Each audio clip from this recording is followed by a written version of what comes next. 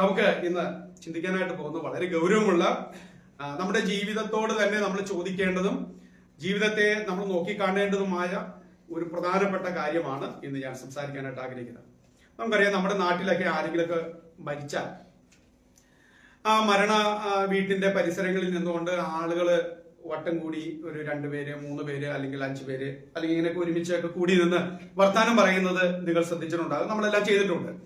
അങ്ങനെ വർത്താനം പറയുന്ന സമയത്ത് നമ്മൾ ആ മരിച്ച വ്യക്തിയുടെ ബന്ധങ്ങൾ നമ്മൾ ഓർത്തെടുക്കാറുണ്ട്. അങ്ങനെ സംസാരത്തിന്റെ ഭാഗമായിട്ട് നമ്മൾ പലപ്പോഴും ചിലപ്പോ ആ വ്യക്തിയുടെ മരണം ഏത് നിലയിലാണോ നമ്മെ സ്പർശിച്ചിരിക്കുന്നത് ആ നിലയിൽ നമ്മൾ സംസാരിക്കും.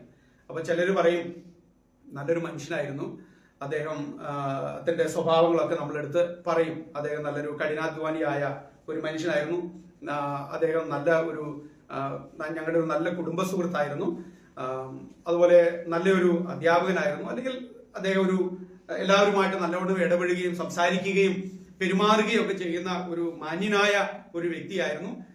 അങ്ങനെ പല നിലകളിൽ ആ വ്യക്തികളെ കുറിച്ച് പറയും. അപ്പോ പോസിറ്റീവായിട്ട് പറയുന്നവരുണ്ട്, അപ്പോൾ തന്നെ നെഗറ്റീവായിട്ടും ചില ആളുകളുടെ ജീവിതത്തെ കുറിച്ച് ആളുകൾ കമന്റ് ചെയ്യാറുണ്ട്.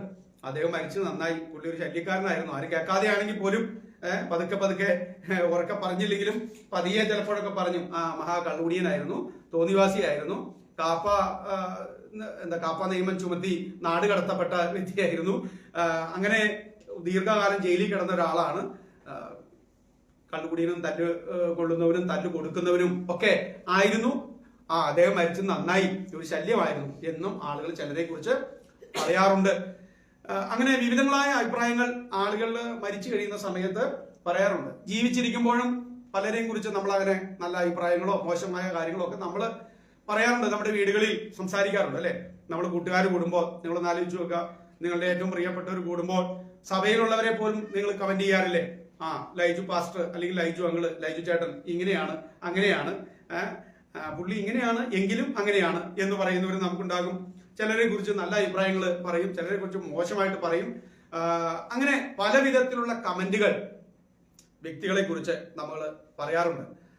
ഇന്ന് ഞാൻ നിങ്ങളോട് സംസാരിക്കാനായിട്ട് ആഗ്രഹിക്കുന്നത് ഒരു ദൈവദാസൻ, അപ്പോസ്തലനായ പൗലോസ് ഒരു സഭയിലെ ഒരു കൂട്ടം വിശ്വാസികളെ കുറിച്ച് പറഞ്ഞ ചില കമന്റുകളാണ്, അവരെ കുറിച്ച് എടുത്തു പറഞ്ഞ ചില പ്രത്യേകതകളാണ്.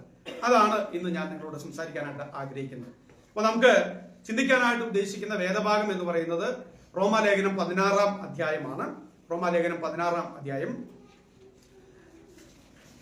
നമ്മുടെ ബൈബിൾ ക്ലാസ് കുറെ നാളുകൾക്ക് മുമ്പ് റോമാലേഖനത്തിൽ നിന്ന് എടുത്തപ്പോൾ ഈ വിഷയം ഞാൻ സംസാരിച്ചിരുന്നു. അന്ന് ഞാൻ വേറൊരു രീതിയിലാണ് സംസാരിച്ചത്. ഇന്ന് അതിന്റെ ഒരു അല്പം കൂടി മെച്ചപ്പെടുത്തിയ ഒരു രൂപത്തിലാണ് ഇന്ന് ഞാൻ നിങ്ങളോട് സംസാരിക്കാനായിട്ട് ആഗ്രഹിക്കുന്നത്. റോമാലേഖനം 16-ാം അധ്യായത്തിൽ നിന്ന് നമ്മൾ സംസാരിക്കുമ്പോൾ നിങ്ങൾ ഇപ്പൊ അതിലേക്കൊന്നും ശ്രദ്ധിക്കാതെ നിങ്ങൾ ഈ പറയുന്ന കാര്യങ്ങൾ വരിക, നിങ്ങൾ പുസ്തകം എടുത്തു വെക്കുക. അപ്പൊ നമ്മുടെ ടൈറ്റിൽ എന്ന് പറയുന്നത്, നമ്മളിന്ന് ചിന്തിക്കാനായിട്ട് പോകുന്നത്, നമ്മുടെ മനസ്സിലേക്ക് നമ്മൾ കൊണ്ടുവരാനായിട്ട് പോകുന്ന ഒരു പ്രധാനപ്പെട്ട തലക്കെട്ട് എന്ന് പറയുന്നത് ദൈവസഭയിലെ മായ്ക്കപ്പെടാത്ത അടയാളങ്ങൾ എന്നാണ്. ദൈവസഭയിലെ മായ്ക്കപ്പെടാത്ത അടയാളങ്ങൾ, unerasable marks in God's church. Unerasable marks in God's church. ഇനി ഞാനതിങ്ങനെ ആലോചിച്ചുകൊണ്ടിരുന്നപ്പോൾ പല വിധത്തിലുള്ള തലക്കെട്ടുകൾ എന്റെ മനസ്സിലേക്ക് ഓടി വന്നു. അതെല്ലാം ഞാനൊന്ന് പറഞ്ഞേക്കാം. അതിൽ ഏതാണ് നിങ്ങൾക്ക് ഗുണകരമായി മാറുക അല്ലെങ്കിൽ ചിന്തിക്കാനായിട്ട് കഴിയുക എന്നുള്ളത് നിങ്ങൾക്ക് ആലോചിക്കാം. ഈ പറയുന്ന തലക്കെട്ടുകളൊക്കെ ഈ പറയുന്ന അല്ലെങ്കിൽ ഈ അധ്യായത്തോട് ചേർത്ത് നിർത്തി നമുക്ക് ചിന്തിക്കാവുന്നതാണ്. മറ്റൊരു തലക്കെട്ട് ഞാൻ ഇതിന് കണ്ടെത്തിയത് ഓർമ്മിക്കപ്പെടേണ്ട ക്രിസ്തീയ ജീവിതം എന്നാണ്. ഓർമ്മിക്കപ്പെടേണ്ട ക്രിസ്തീയ ജീവിതം, A Christian life worth remembering. A Christian life worth remembering. മറ്റൊരു തലക്കെട്ട് ഞാൻ ഇതിന് കൊടുത്തത് അതിലല്പം ഒരു ഫാൻസി ടൈപ്പിലാണ്. ഞാൻ ഫാൻസി എന്ന് പറഞ്ഞു കഴിഞ്ഞാൽ ഒരു കൗതുകം പോലെ ഞാൻ അങ്ങനെ എഴുതി, ഒരു ഭാവനാത്മകമായിട്ട് ചിന്തിച്ച് അതിനെ എഴുതി. അങ്ങനെയാണ് എഴുതിയത്, ദൈവത്തിന്റെ ഡയറിയിലെ നാമങ്ങൾ. ദൈവത്തിന്റെ ഡയറിയിലെ നാമങ്ങൾ, നെയിംസ് ഇൻ ഗോഡ്സ് ഡയറി. ദൈവത്തിന്റെ ഡയറിയിൽ രേഖപ്പെടുത്താം. വാസ്തവത്തിൽ ബൈബിള് ദൈവത്തിന്റെ ഒരു ഡയറി ആയിട്ട് ചിന്തിച്ചാൽ, ദൈവത്തിന്റെ പുസ്തകമായിട്ടാണ് നമ്മൾ അതിനെ കാണുന്നത്. ആ പുസ്തകത്തിൽ ദൈവം ചിലരുടെ പേര് രേഖപ്പെടുത്താനായിട്ട് ആഗ്രഹിച്ചപ്പോൾ എഴുതിയ കുറച്ച് പേരുകൾ, അവരെ കുറിച്ച് പറഞ്ഞ കാര്യങ്ങൾ. ഇനി മൂന്നാമത്തെ വളരെ കോമൺ ആയിട്ടുള്ള, വളരെ പൊതുവായിട്ട് നമുക്ക് ചിന്തിക്കാവുന്നതും നമുക്ക് പരിചയമുള്ളതുമായ ഒരു തലക്കെട്ട് ഞാൻ അതിന് കൊടുത്തത് സഭയുടെ വളർച്ചയിൽ നമ്മുടെ പങ്ക്. സഭയുടെ വളർച്ചയിൽ നമ്മുടെ പങ്ക് എന്നുള്ളതാണ്. അപ്പോ ഈ തലക്കെട്ടോട് കൂടി നമ്മൾ ഈ അധ്യായത്തിലേക്ക് പ്രവേശിക്കുകയാണ്. ഈ അധ്യായത്തിലേക്ക് പ്രവേശിക്കുന്നതിന് മുമ്പ് ഈ റോമാലേഖനത്തിന്റെ ഒരു ചെറിയൊരു വിവരണം നിങ്ങൾക്ക് നൽകാനായിട്ട് ഉദ്ദേശിക്കുകയാണ്. കാരണം ആ റോമാലേഖനത്തെ കുറിച്ച് നമ്മൾക്ക് ഒരു ചെറിയ അവബോധം നമുക്ക് ഉണ്ടാകണം. ഇല്ലെങ്കിൽ നമുക്ക് ഒരുപക്ഷെ ഈ 16-ാം അധ്യായത്തിലേക്ക് വരുമ്പോൾ അതിന്റെ മുഴുവൻ ആശയങ്ങളും ചിന്തകളും നമുക്ക് മനസ്സിലാകുമോ എന്ന് സംശയമാണ്. നമ്മൾ അറിയേണ്ട ഒരു വസ്തുതയാണ്, അപ്പോസ്തലനായ പൗലോസ് സ്ഥാപിച്ച സഭയല്ല റോമിലെ സഭ എന്ന് അറിയുക. റോമിൽ പോകണമെന്ന് പൗലോസിന് വളരെയധികം ആഗ്രഹമുണ്ടായിരുന്നു. റോമിലെ വിശ്വാസികൾ പലപ്പോഴും പൗലോസിനോട് സഭ സന്ദർശിക്കാനായിട്ട് ആവശ്യപ്പെട്ടു. എന്നാൽ പല കാരണങ്ങൾ കൊണ്ട് പലപ്പോഴും പൗലോസ് ശ്രമിച്ചുവെങ്കിലും റോമിലെ സഭ സന്ദർശിക്കാനായിട്ട് കഴിഞ്ഞില്ല.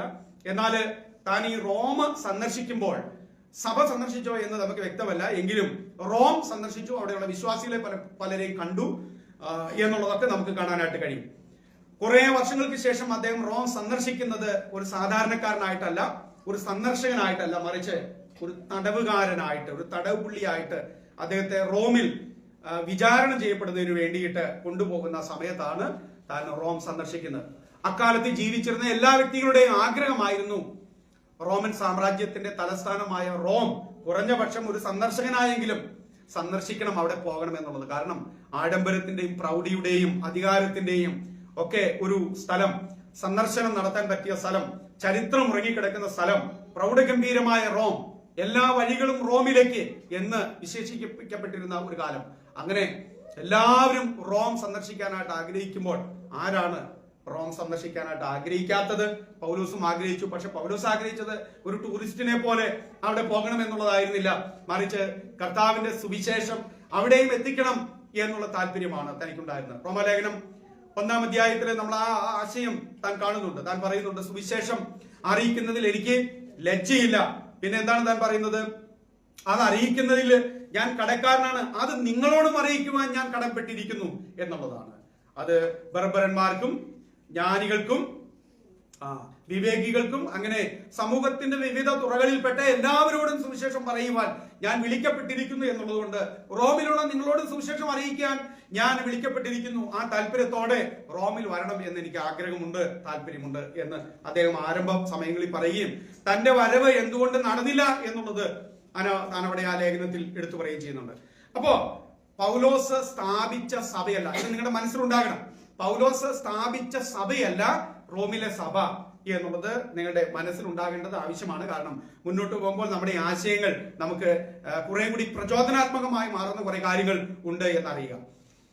പക്ഷേ പൗലോസ് ഈ സഭയ്ക്ക് ലേഖനം എഴുതുകയാണ്. ഒട്ടുമിക്കവാറും ലേഖനങ്ങളും പൗലോസ് എഴുതിയത് പൗലോസ് സ്ഥാപിച്ച സഭകൾക്കാണ്. പൗലോസ് സ്ഥാപിക്കാത്ത ഒരു സഭയ്ക്ക് ലേഖനം എഴുതിയിട്ടുണ്ടെങ്കിൽ അത് റോമ സഭയ്ക്കാണ്. പക്ഷേ പൗലോസ് സ്ഥാപിക്കാത്ത ഒരു സഭയ്ക്ക് പൗലോസ് ലേഖനം എഴുതുമ്പോൾ വളരെ പ്രൗഢഗംഭീരമായ, ആശയസമ്പുഷ്ടമായ, ദൈവശാസ്ത്രപരമായിട്ട് ധാരാളം വസ്തുതകൾ അല്ലെങ്കിൽ യാഥാർത്ഥ്യങ്ങൾ, ദൈവശാസ്ത്ര ചിന്തകൾ അടങ്ങിയിരിക്കുന്ന ഗംഭീരമായ ഒരു പുസ്തകമാണ് റോമാലേഖനം. കഴിഞ്ഞ ദിവസം ഞങ്ങൾ റോമാലേഖനം വീട്ടില് വായിച്ചുകൊണ്ടിരിക്കുന്നത് റോമാലേഖനമായിരുന്നു, അത് വായിച്ചു തീർന്നു. അപ്പോൾ എനിക്ക് തോന്നുന്നു 10, 11, 9, 10, 11 ഈ അധ്യായങ്ങളൊക്കെ എത്തിയപ്പോ ആഷറും അല്ലെങ്കിൽ എല്ലാവരും ഇങ്ങനെ വായിക്കും, ഞങ്ങൾ എല്ലാവരും തന്നെ വായിക്കും. അപ്പോ ആഷർ വായിച്ചുകൊണ്ടിരുന്നപ്പോ എന്റെ ചെവിയിൽ സ്മിത വന്നിട്ട് പറഞ്ഞു, എന്നെ പാടാ ചേട്ടാ ഇതൊക്കെ മനസ്സിലാകാനായിട്ട്, ഇത് എന്തോ എഴുതി വെച്ചിരിക്കുന്നത്, എനിക്കൊന്നും മനസ്സിലാവുന്നില്ല എഴുതിയിരിക്കുന്നത്. അതിന് ആഷറാണ് പറഞ്ഞത്. ആഷർ പറഞ്ഞത് സ്മിത എന്നോട് പറയുകയാണ്. ഓക്കെ, അപ്പൊ സ്മിത എന്നോട് ഇങ്ങനെ പറഞ്ഞത് എന്താണ്, വളരെ മനസ്സ് കേന്ദ്രീകരിച്ച് വായിച്ചില്ല എങ്കിൽ, ശ്രദ്ധയോടെ വായിച്ചില്ല എങ്കിൽ ഒരുപക്ഷെ റോമാലേഖനം മനസ്സിലാക്കുക പ്രയാസമാണ്. കാരണം അതിവിശേഷതയുള്ള ദൈവശാസ്ത്ര പദങ്ങൾ ആണ്. സൊറ്റീരിയോളജിക്കൽ ടേംസ് എന്ന് നമുക്ക് വേണ്ടി പറയാം. ദൈവശാസ്ത്രം എന്ന് പറയുമ്പോൾ അതിലെ രക്ഷയുമായിട്ട് ബന്ധപ്പെടുത്തിക്കൊണ്ട് സംസാരിക്കുന്ന മനോഹരമായ പദങ്ങൾ, അതൊക്കെ നമുക്ക് റോമാലേഖനത്തിൽ കാണാനായിട്ട് കഴിയും. അപ്പൊ പറഞ്ഞത് റോമാലേഖനം നമ്മൾ വായിച്ചാൽ ഞാൻ പലപ്പോഴും പറഞ്ഞിട്ടുള്ള ഒരു വസ്തുത കൂടിയാണ്.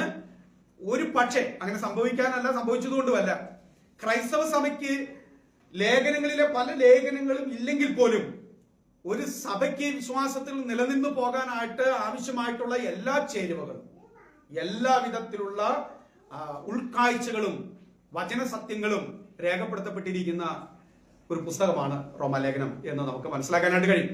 അപ്പൊ ഈ റോമാലേഖനം നമ്മൾ വായിച്ചു വരുമ്പോൾ എന്താണ് ഈ റോമാലേഖനത്തിന്റെ പ്രമേയം, എന്താണ് അതിന്റെ പ്രധാനപ്പെട്ട വിഷയം എന്ന് നമ്മൾ നോക്കുമ്പോൾ, ദൈവശാസ്ത്രപരമായിട്ട് അതിന് നോക്കിക്കഴിഞ്ഞാൽ അതിനൊരു സൊറ്റീരിയോളജിക്കൽ തീമുണ്ട്.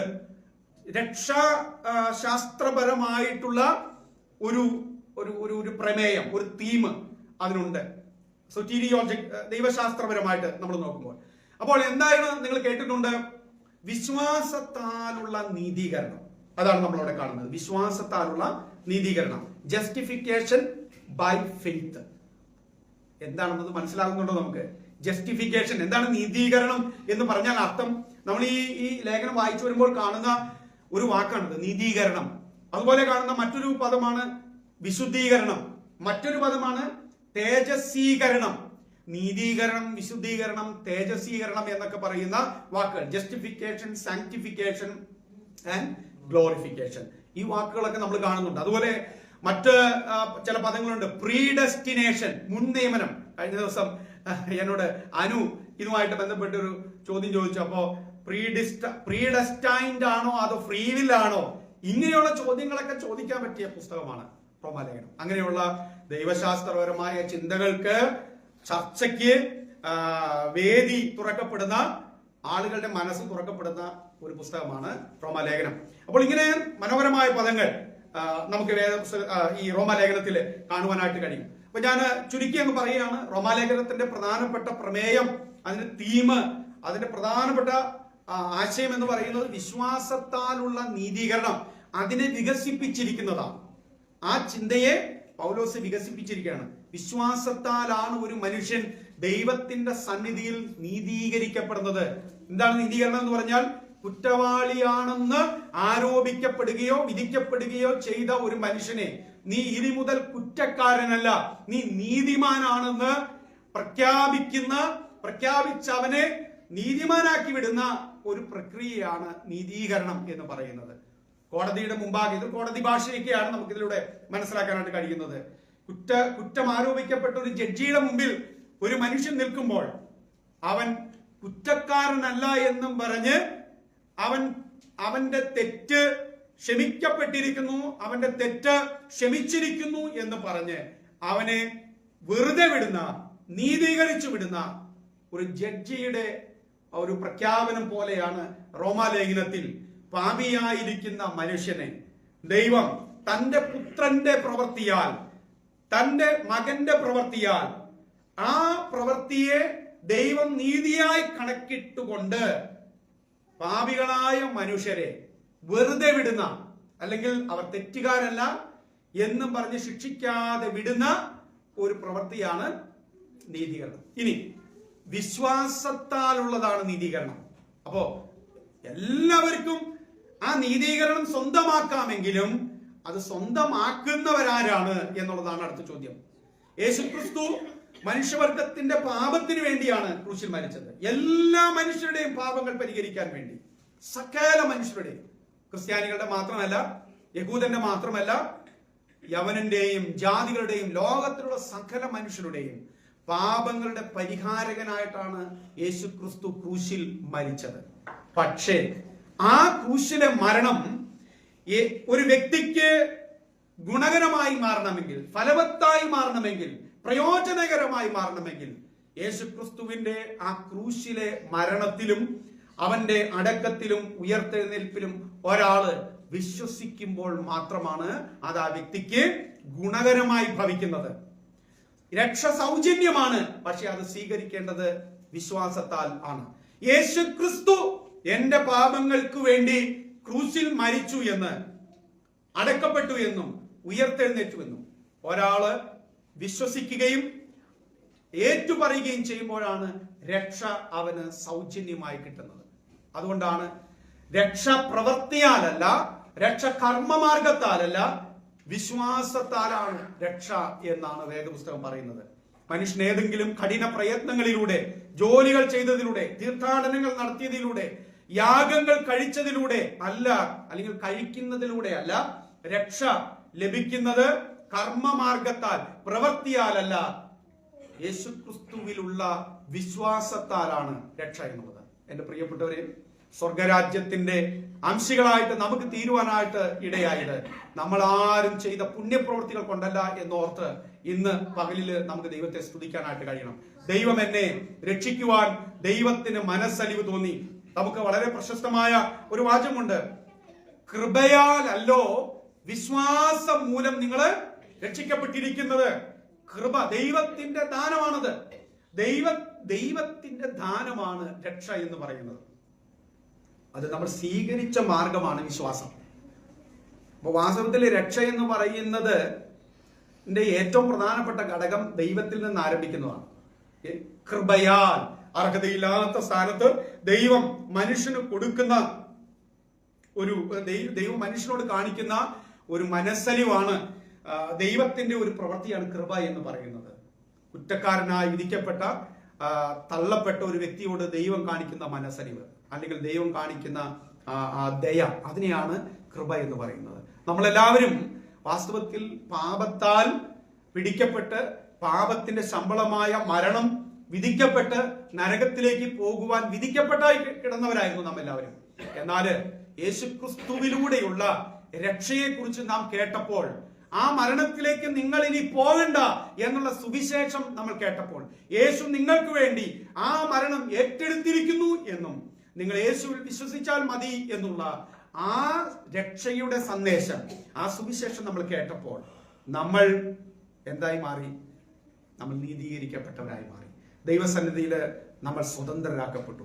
നമ്മളെ എന്നേക്കുമുള്ള ശിക്ഷാവിധിയിൽ നിന്ന് കർത്താവ് രക്ഷിച്ചു. അതുകൊണ്ടാണ് റോമാലേഖനം 8-ാം അധ്യായം ആരംഭിക്കുന്നത്, ഇപ്പോൾ ക്രിസ്തു യേശുവിൽ ഉള്ളവർക്ക് യാതൊരു ശിക്ഷാവിധിയും ഇല്ല. നമ്മെ ശിക്ഷാവിധിയിൽ നിന്ന് രക്ഷിച്ച് തന്റെ പുത്രന്റെ രാജ്യത്തിലേക്ക് നമ്മെ ആക്കിയവനാണ് ദൈവം.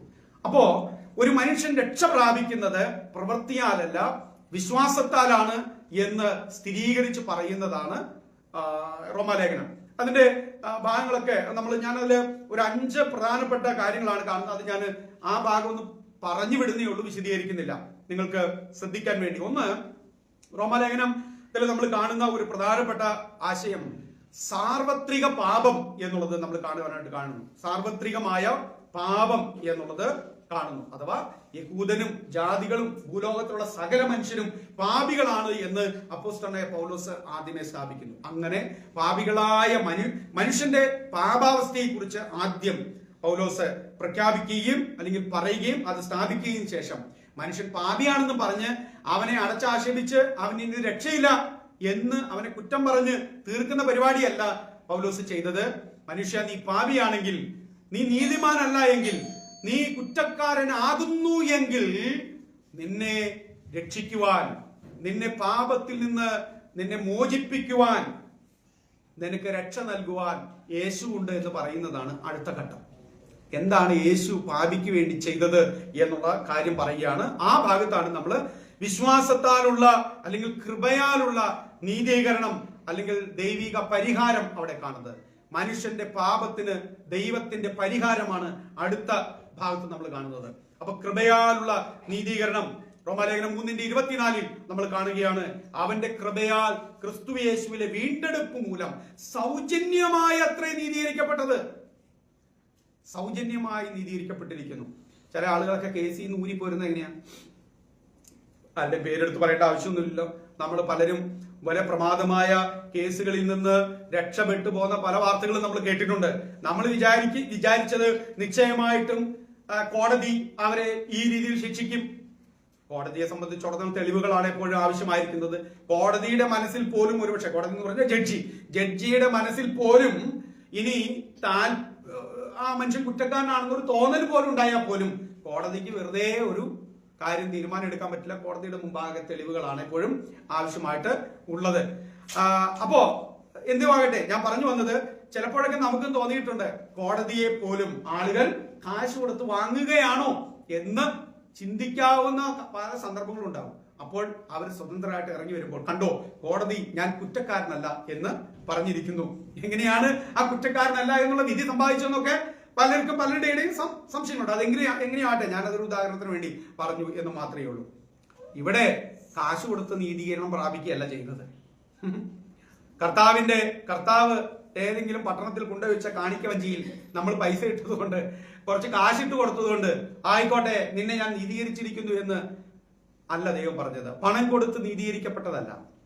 റോം സന്ദർശിച്ച്, ബസിലിക്ക സന്ദർശിച്ച്, അല്ലെങ്കിൽ ഏതെങ്കിലും പ്രശസ്തമായ ദേവാലയവും അതിന്റെ പരിസരങ്ങളും സന്ദർശിച്ച് അവിടെ കിടന്ന് ഉരുണ്ട് കുറെ മെഴുകുതിരി കത്തിച്ച് കുറെ മലകൾ കയറി നോമ്പ് നോറ്റ് അല്ല നമ്മൾ നീതീകരിക്കപ്പെട്ടത്.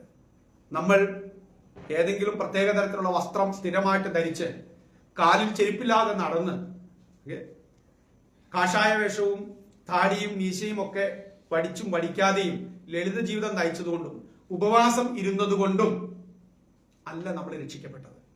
നമ്മുടെ രക്ഷയുടെ അടിസ്ഥാനപരമായ കാരണം യേശുക്രിസ്തു ക്രൂശിൽ നമുക്ക് വേണ്ടി സകലതും നിർവഹിച്ചു എന്നുള്ള ആ പരമ യാഥാർത്ഥ്യത്തിൽ നമ്മൾ വിശ്വസിച്ചതുകൊണ്ടാണ്. യേശുവിന്റെ പ്രവൃത്തി. അപ്പോൾ പ്രവൃത്തിക്ക് സ്ഥാനമില്ലേ? പ്രവൃത്തിക്ക് സ്ഥാനമുണ്ട്. ആരുടെ പ്രവൃത്തിയാണ് ദൈവം കണക്കിട്ടത്? ദൈവത്തിന്റെ പുത്രനായ ക്രിസ്തുവിന്റെ പ്രവൃത്തി. അതാണ്. ഇപ്പോ രക്ഷ പ്രവർത്തിയാലാണോ എന്ന് ചോദിച്ചാൽ ദൈവശാസ്ത്രപരമായി നമ്മൾ ചിന്തിച്ച് പറയുമ്പോൾ രക്ഷാപ്രവൃത്തിയിലും കൂടെയാണ്. പക്ഷെ അത് എന്റെ പ്രവൃത്തി അല്ല എന്നുള്ളതാണ്. പിന്നെ ആരുടെ പ്രവൃത്തിയാ? ക്രിസ്തുവിന്റെ പ്രവൃത്തി. എന്നെ കൊണ്ട് ദൈവം വെച്ചിരിക്കുന്ന ആ സ്റ്റാൻഡേർഡ് മീറ്റ് ചെയ്യുക, അത് നിർവഹിക്കുക എന്ന് പറയുന്ന അസാധ്യമായ കാര്യമാണ്. ദൈവത്തിന്റെ നിയമങ്ങൾ മനുഷ്യനെ കൊണ്ട് അനുസരിച്ച് പൂർത്തീകരിക്കുക എന്ന് പറയുന്നത് അസാധ്യമായ കാര്യമാണ്. അതുകൊണ്ടാണ് ദൈവത്തിന്റെ ന്യായപ്രമാണത്തിന്റെ മുമ്പാകെ എല്ലാവരും പരാജയപ്പെട്ട് കിടക്കുന്നത്. അതുകൊണ്ട് ഇന്ന് സുജൻ വായിച്ച ആ ഒരു സന്ദർഭോചിതമായിട്ട് പറഞ്ഞു പോയ ഒരു ഭാഗമുണ്ടല്ലോ, മനുഷ്യൻ ന്യായപ്രമാണത്തിന്റെ മുമ്പാകെ വിധിക്കപ്പെട്ടവനായി ശിക്ഷിക്കപ്പെട്ടവനായിട്ട് നിൽക്കുകയാണ്. അപ്പോൾ ദൈവം അപ്പൊ ന്യായപ്രമാണത്തിന് വല്ല കുഴപ്പമുണ്ടോ? വേദപുസ്തകം എന്താ പറയുന്നത്? ന്യായപ്രമാണത്തിന് ഒരു കുഴപ്പമില്ല. നിങ്ങൾ ആ ഭാഗം കണ്ടിട്ടുണ്ടോ?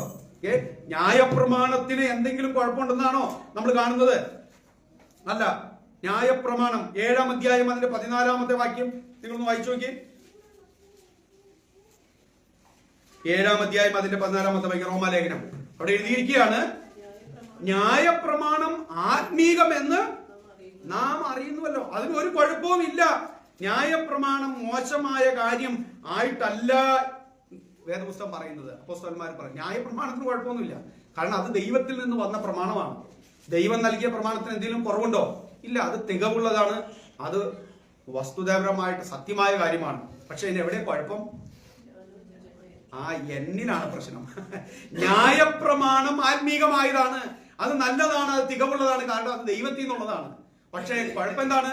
ഞാൻ ജഡമയനാണ്, ഞാൻ പാപത്തിന് ദാസനായി വിൽക്കപ്പെട്ടവനാണ്. എന്റെയാണ് പ്രശ്നം, ന്യായപ്രമാണത്തിനല്ല പ്രശ്നം, ദൈവത്തിന്റെ നിയമങ്ങൾക്കല്ല പ്രശ്നം, എനിക്കാണ് പ്രശ്നം.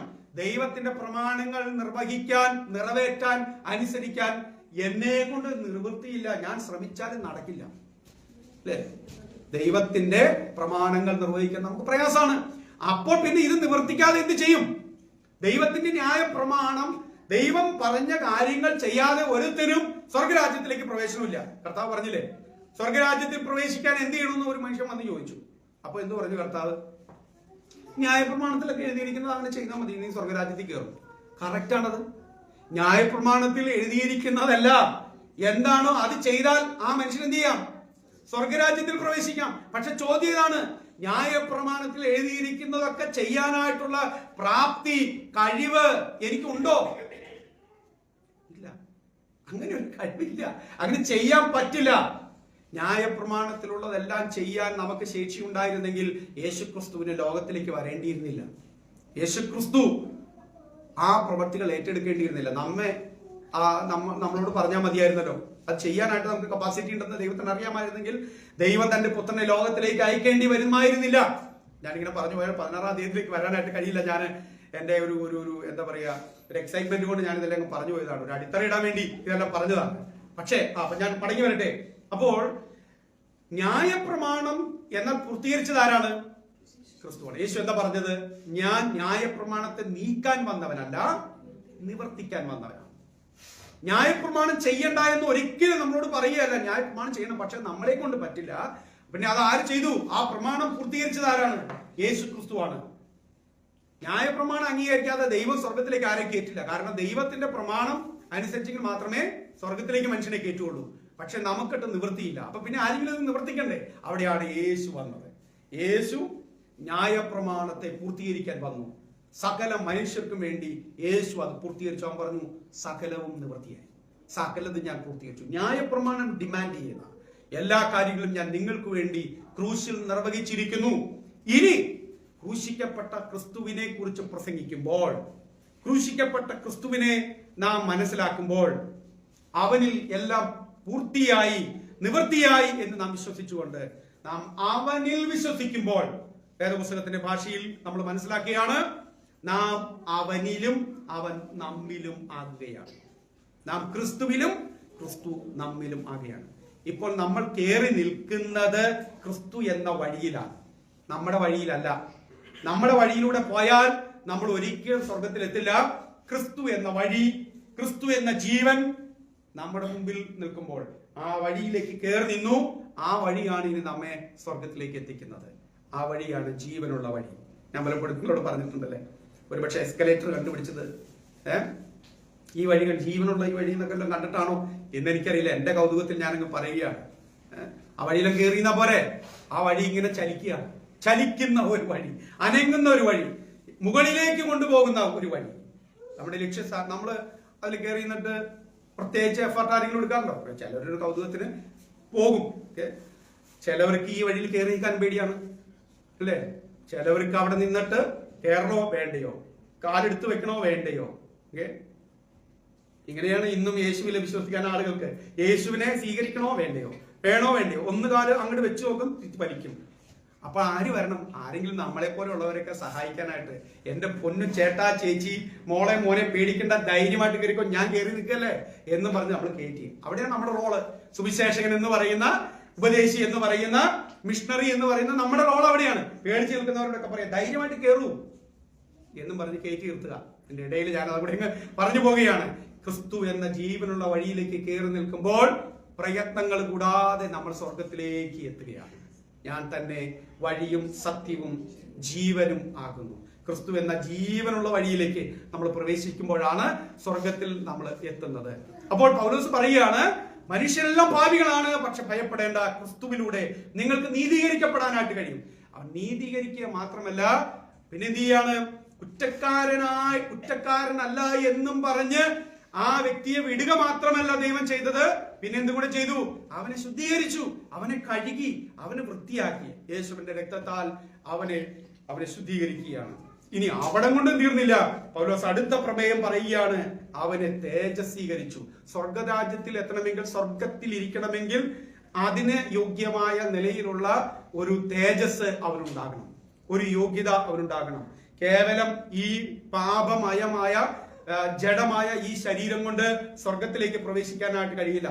സ്വർഗത്തിന് സ്യൂട്ടാകുന്ന നിലയിൽ നിങ്ങൾ ആകണം, എങ്കിൽ മാത്രമേ അവിടെ നിങ്ങൾക്ക് കഴിയാൻ പറ്റുകയുള്ളൂ. സ്പേസിലേക്ക് പോകുന്നതിനെ കുറിച്ചൊക്കെ നമ്മൾ കേട്ടിട്ടില്ലേ? അവർ എത്രയോ മാസങ്ങളിലെ, വർഷങ്ങളിലെ തയ്യാറെടുപ്പുകൾ കഴിഞ്ഞിട്ടാണ് ഒരു സ്പേസ് യാത്രയ്ക്ക് വേണ്ടി അവർ തയ്യാറെടുക്കുന്നത്. കൃത്യമായ തൂക്കം, അവർക്ക് രോഗങ്ങളൊന്നും വരാനായിട്ട് പാടില്ല, അല്ലെങ്കിൽ എല്ലാ കാര്യങ്ങളും ശാരീരികവും മാനസികവുമായി അവരെ ഒരുക്കി അതിലൊന്നും ഇനി കുഴപ്പമൊന്നുമില്ല. എത്ര പ്രഷർ വന്നാലും, വേഗതയിൽ അവർ സഞ്ചരിച്ചാലും, അങ്ങനെ കുറെ ഘടകങ്ങളുണ്ട് അല്ലെ. എത്ര പ്രഷർ അവരുടെ ശരീരത്തിൽ അനുഭവപ്പെട്ടാലും അത് അവരെ ബാധിക്കില്ല എന്നും, അവരുടെ മനസ്സിനെ അത് ബാധിക്കില്ല എന്നൊക്കെ ഉറപ്പുവരുത്തി ട്രെയിനിങ് കിട്ടിയതിനു ശേഷമാണ് ചുരുക്കം ചില ആളുകളെ സ്പേസിലേക്ക് വിടുന്നത്.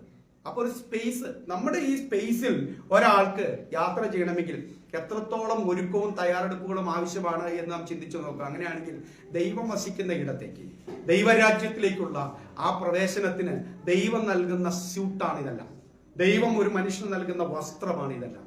അവനെ നീതീകരണത്തിന്റെ ഒരു വസ്ത്രം, വിശുദ്ധിയുടെ ഒരു വസ്ത്രം, തേജസ്സിന്റെ ഒരു വസ്ത്രം അവനെ ഇടിയിപ്പിച്ചിട്ടാണ് സ്വർഗത്തിലേക്ക് കൊണ്ടുപോകുന്നത്. ഇതാണ് റോമാലേഖനത്തിൽ കാണുന്നത്. ആദ്യത്തെ 11 അധ്യായങ്ങളിൽ നാം കാണുന്ന പ്രധാനപ്പെട്ട കാര്യങ്ങൾ അതാണ്. അതിനിടയിൽ യഹൂദൻ എന്ത് സംഭവിക്കും എന്നുള്ള കാര്യം കൂടി അദ്ദേഹം പറയുന്നുണ്ട്. 9, 8, 9, 10, 11 അധ്യായങ്ങളിൽ യഹൂദന് ഇനി എന്താണ് ഭാവി, അവന്റെ ഭാവി എന്താണ് എന്ന് കൂടി പറയുന്നുണ്ട്. 12ാമത്തെ അധ്യായം മുതല് ദൈവശാസ്ത്രം മനസ്സിലാക്കിയ വിശ്വാസികൾ എങ്ങനെയാണ് അവരുടെ പ്രായോഗിക ജീവിതം കൊണ്ടുപോകേണ്ടത് എന്നാണ് പിന്നീട് കാണുന്നത്. 12 മുതൽ 16 വരെ ഒരു വിശ്വാസിയുടെ പ്രായോഗിക ജീവിതത്തെ കുറിച്ചാണ് നമ്മൾ കാണുന്നത്. അപ്പോൾ പ്രായോഗിക ദൈവശാസ്ത്രം. അപ്പൊ 5 കാര്യങ്ങൾ ഞാൻ പറഞ്ഞുവെങ്കിലും പോയിന്റായിട്ട് ഞാൻ പറഞ്ഞില്ലായിരുന്നു. 1, സാർവത്രികമായ പാപം നമ്മൾ അവിടെ കാണുന്നു. 2, കൃപയാലുള്ള നീതീകരണം നമ്മൾ ഈ പുസ്തകത്തിൽ കാണുന്നു. 3, വിശുദ്ധീകരണം, ക്രിസ്തീയ ജീവിതത്തിന്റെ വിശുദ്ധീകരണത്തെ കുറിച്ച്. ഓൾറെഡി കർത്താവ് നമ്മെ ശുദ്ധീകരിച്ചു, ഇപ്പോൾ അവൻ നമ്മെ ശുദ്ധീകരിച്ചു കൊണ്ടിരിക്കുന്നു എന്നുള്ളതാണ് നമ്മൾ മനസ്സിലാക്കുന്നത്. 4ാമത് നമ്മൾ കാണുന്നത് ദൈവത്തിന്റെ പരമാധികാരത്തെ കുറിച്ചും ഇസ്രായേലുമായിട്ട് ബന്ധപ്പെടുത്തിക്കൊണ്ടും ചില കാര്യങ്ങൾ കാണുന്നു. 5ാമത്തെ കാര്യമാണ് പ്രായോഗിക ദൈവശാസ്ത്രം എന്ന് പറയുന്നത്. ഇതില് 12 മുതലാണ് പ്രായോഗികത. 16 അധ്യായങ്ങളാണുള്ളത്.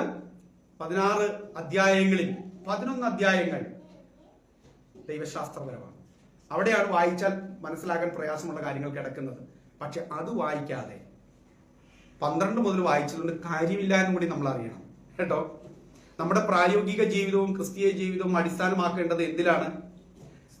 വലിയ അപ്പൂപ്പന്മാരും അമ്മൂമ്മമാരും വലിയ നമ്മുടെ ഏതെങ്കിലും തലമൂത്തവരും പറഞ്ഞു തന്ന ചില കാര്യങ്ങളിലല്ല, നാട്ടുനടപ്പ് പ്രകാരമല്ല നമ്മുടെ ക്രിസ്തീയ ജീവിതം കൊണ്ടുപോകേണ്ടത്. നമ്മുടെ ക്രിസ്തീയ ജീവിതം അടിസ്ഥാനപ്പെടേണ്ടത് വിശുദ്ധ വേദ പുസ്തകത്തിന്റെ വെളിച്ചത്തിലായിരിക്കണം.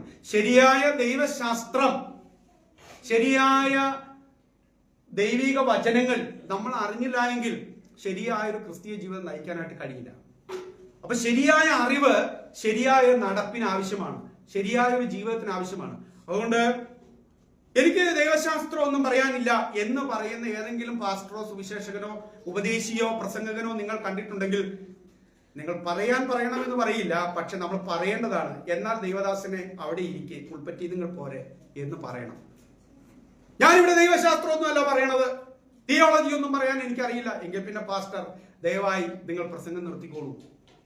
നിങ്ങൾക്ക് ദൈവത്തെ കുറിച്ച് പറയാതെ, ദൈവശാസ്ത്രം എന്ന് പറഞ്ഞാൽ ഒത്തിരി ആളുകൾ വിചാരിക്കണം ഏതാണ്ട് വലിയ വലിയ കാര്യങ്ങൾ. ദൈവത്തെ കുറിച്ച് പറയുന്ന കാര്യങ്ങളാണ്, ദൈവസംബന്ധമായ കാര്യങ്ങളാണ്. ബൈബിൾ എന്ന് പറയുന്ന കാര്യങ്ങളെയാണ് ദൈവശാസ്ത്രം എന്ന് പറയുന്നത്. ദൈവവും ദൈവത്തെ സംബന്ധിച്ചും ദൈവം പറഞ്ഞിട്ടുള്ളതുമായ കാര്യങ്ങളെയാണ് ദൈവശാസ്ത്രം എന്ന് നമ്മൾ പറയുന്നത് എന്നറിയുക. ഇതൊന്നും മനസ്സിലാക്കാതെ പറയുമ്പോഴാണ് നമുക്ക് പ്രയാസം തോന്നുന്നത്. ശരിയായിട്ടുള്ള വസ്തുതകൾ, സത്യങ്ങൾ മനസ്സിലാകാതെ ശരിയായ ക്രിസ്തീയ ജീവിതം നയിക്കാനായിട്ട്, പ്രായോഗിക ജീവിതം നയിക്കാനായിട്ട് കഴിയില്ല. ഇനി ഇതൊക്കെയാണ് ആത്മീയ ജീവിതം എന്ന് ചിന്തിച്ച് അങ്ങനെ നമ്മൾ പോയാൽ, ബൈബിളിനുമായിട്ട് യാതൊരു ബന്ധമില്ലാത്ത ഒരു ജീവിതം നയിച്ചാൽ ദൈവം അതിന് ഉത്തരവാദിയല്ല.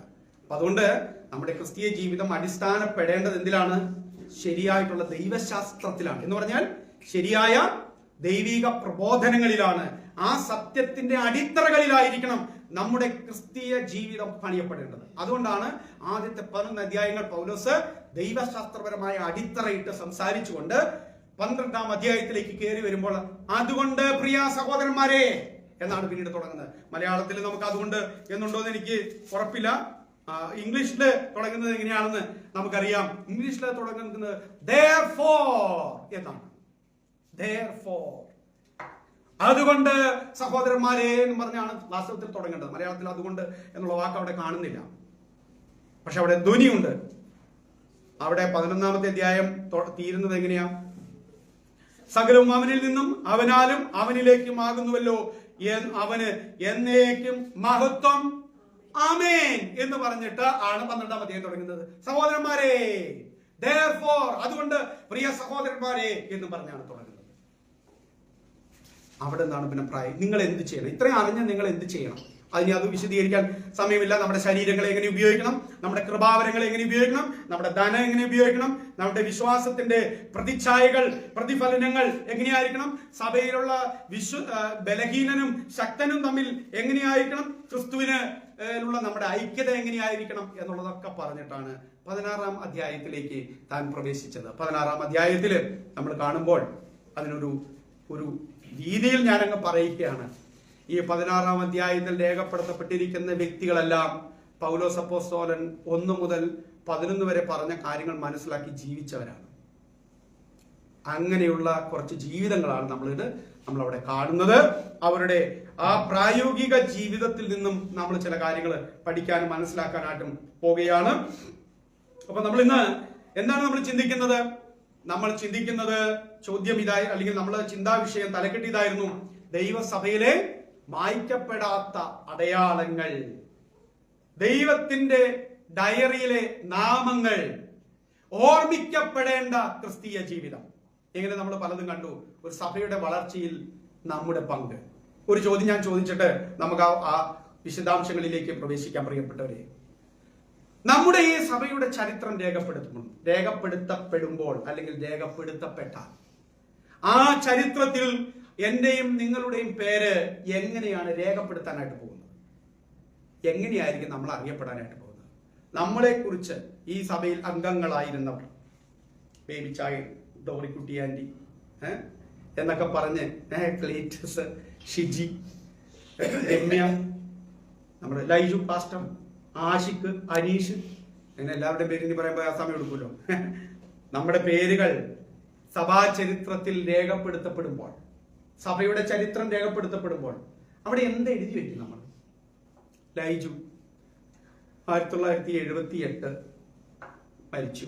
ബാക്കിത്തെ എന്താണെന്നറിയാൻ പാടില്ലാത്തതുകൊണ്ട് നമ്മൾ അങ്ങനെ പറഞ്ഞു വിട്ടാലേ പറ്റുള്ളൂല്ലോ. ഓക്കെ, മരിച്ചു, ഇത്രേ ഉള്ളോ? അതോ അവിടെ 2 വാചകം കൂടി എഴുതാനായിട്ട് എന്തെങ്കിലും ഉണ്ടാകുമോ എന്നുള്ളതാണ് ചോദ്യം. How will you B marked in the history of the church? സഭയുടെ ചരിത്രത്തിൽ നിങ്ങൾ എങ്ങനെയാണ് അടയാളപ്പെടുത്തപ്പെടാനായിട്ട് പോകുന്നത്? വളരെ ഗൗരവമുള്ള ചോദ്യമാണ്, നമ്മൾ ചോദിക്കണം. സഭയിൽ എങ്ങനെയാണ് നമ്മൾ അറിയപ്പെടാനായിട്ട് സഭാ ചരിത്രത്തിൽ? എൽദോ, എന്നെ കേൾക്കുന്ന ഏതെങ്കിലും എൽദോമാരുണ്ടെങ്കിൽ ഞാൻ ഒരു പേര് പറഞ്ഞു എന്ന് മാത്രം ചിന്തിച്ച് വിചാരിച്ചാൽ മതി. അവനോ? അവൻ സഭയിലെ ഗുണ്ടയല്ലേ ഉള്ളൂ, അല്ലെങ്കിൽ സഭാവള് പൂട്ടിച്ചവനാണ് അവൻ. അവന് കർത്തൃമേശ വലിച്ചെറിഞ്ഞവനാണ്, പാസ്റ്ററെ തല്ലിയവനാണ്, സഭയിൽ മുളകുപൊടി വിതറിയവനാണ്, സഭയിൽ രാഷ്ട്രീയം കളിച്ച് ജീവിച്ചവനാണ്, ആരാധനയ്ക്ക്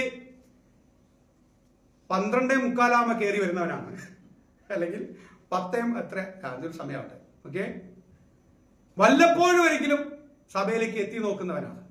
അങ്ങനെയാണോ പറയുന്നത്?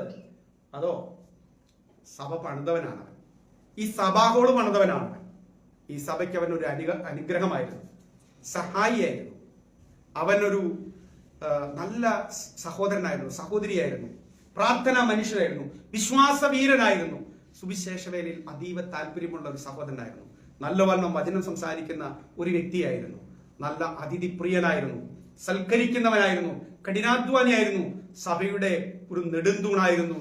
ഈ സഹോദരൻ, ഈ സഹോദരി മരിച്ചത് ഞങ്ങൾക്കൊരു വലിയ നഷ്ടമാണ് എന്ന് പറയുന്നത് പോലെയാകുമോ നമ്മുടെ ജീവിതം? എങ്ങനെയാണ് നമ്മുടെ ജീവിതം രേഖപ്പെടുത്തപ്പെടാനായിട്ട് പോകുന്നത്? പ്രിയപ്പെട്ടവർ, വളരെ ഗൗരവമുള്ളൊരു ചോദ്യമാണ് ഞാൻ ചോദിക്കുന്നത്. ഞാൻ എന്നോട് തന്നെ ചോദിക്കേണ്ട ഒരു ചോദ്യമാണ്, നിങ്ങൾ ഓരോരുത്തരും ചോദിക്കണം. കർത്താവേ, നിന്റെ സഭയിൽ ഞാൻ എങ്ങനെയാണ് രേഖപ്പെടുത്തപ്പെടാനായിട്ട് പോകുന്നത്? നീ നിന്റെ സഭയെക്കുറിച്ച് ഒരു ചരിത്രം എഴുതുമ്പോൾ നീ റോമിനെ കുറിച്ച് എഴുതി, റോമ സഭയെ കുറിച്ച് എഴുതി. ഇതുപോലെ ഇന്നും കർത്താവ് ഓരോ സഭകളെ കുറിച്ച് എഴുതിക്കൊണ്ടിരിക്കുകയാണ് എന്ന് നിങ്ങൾ ചിന്തിച്ചോളൂ.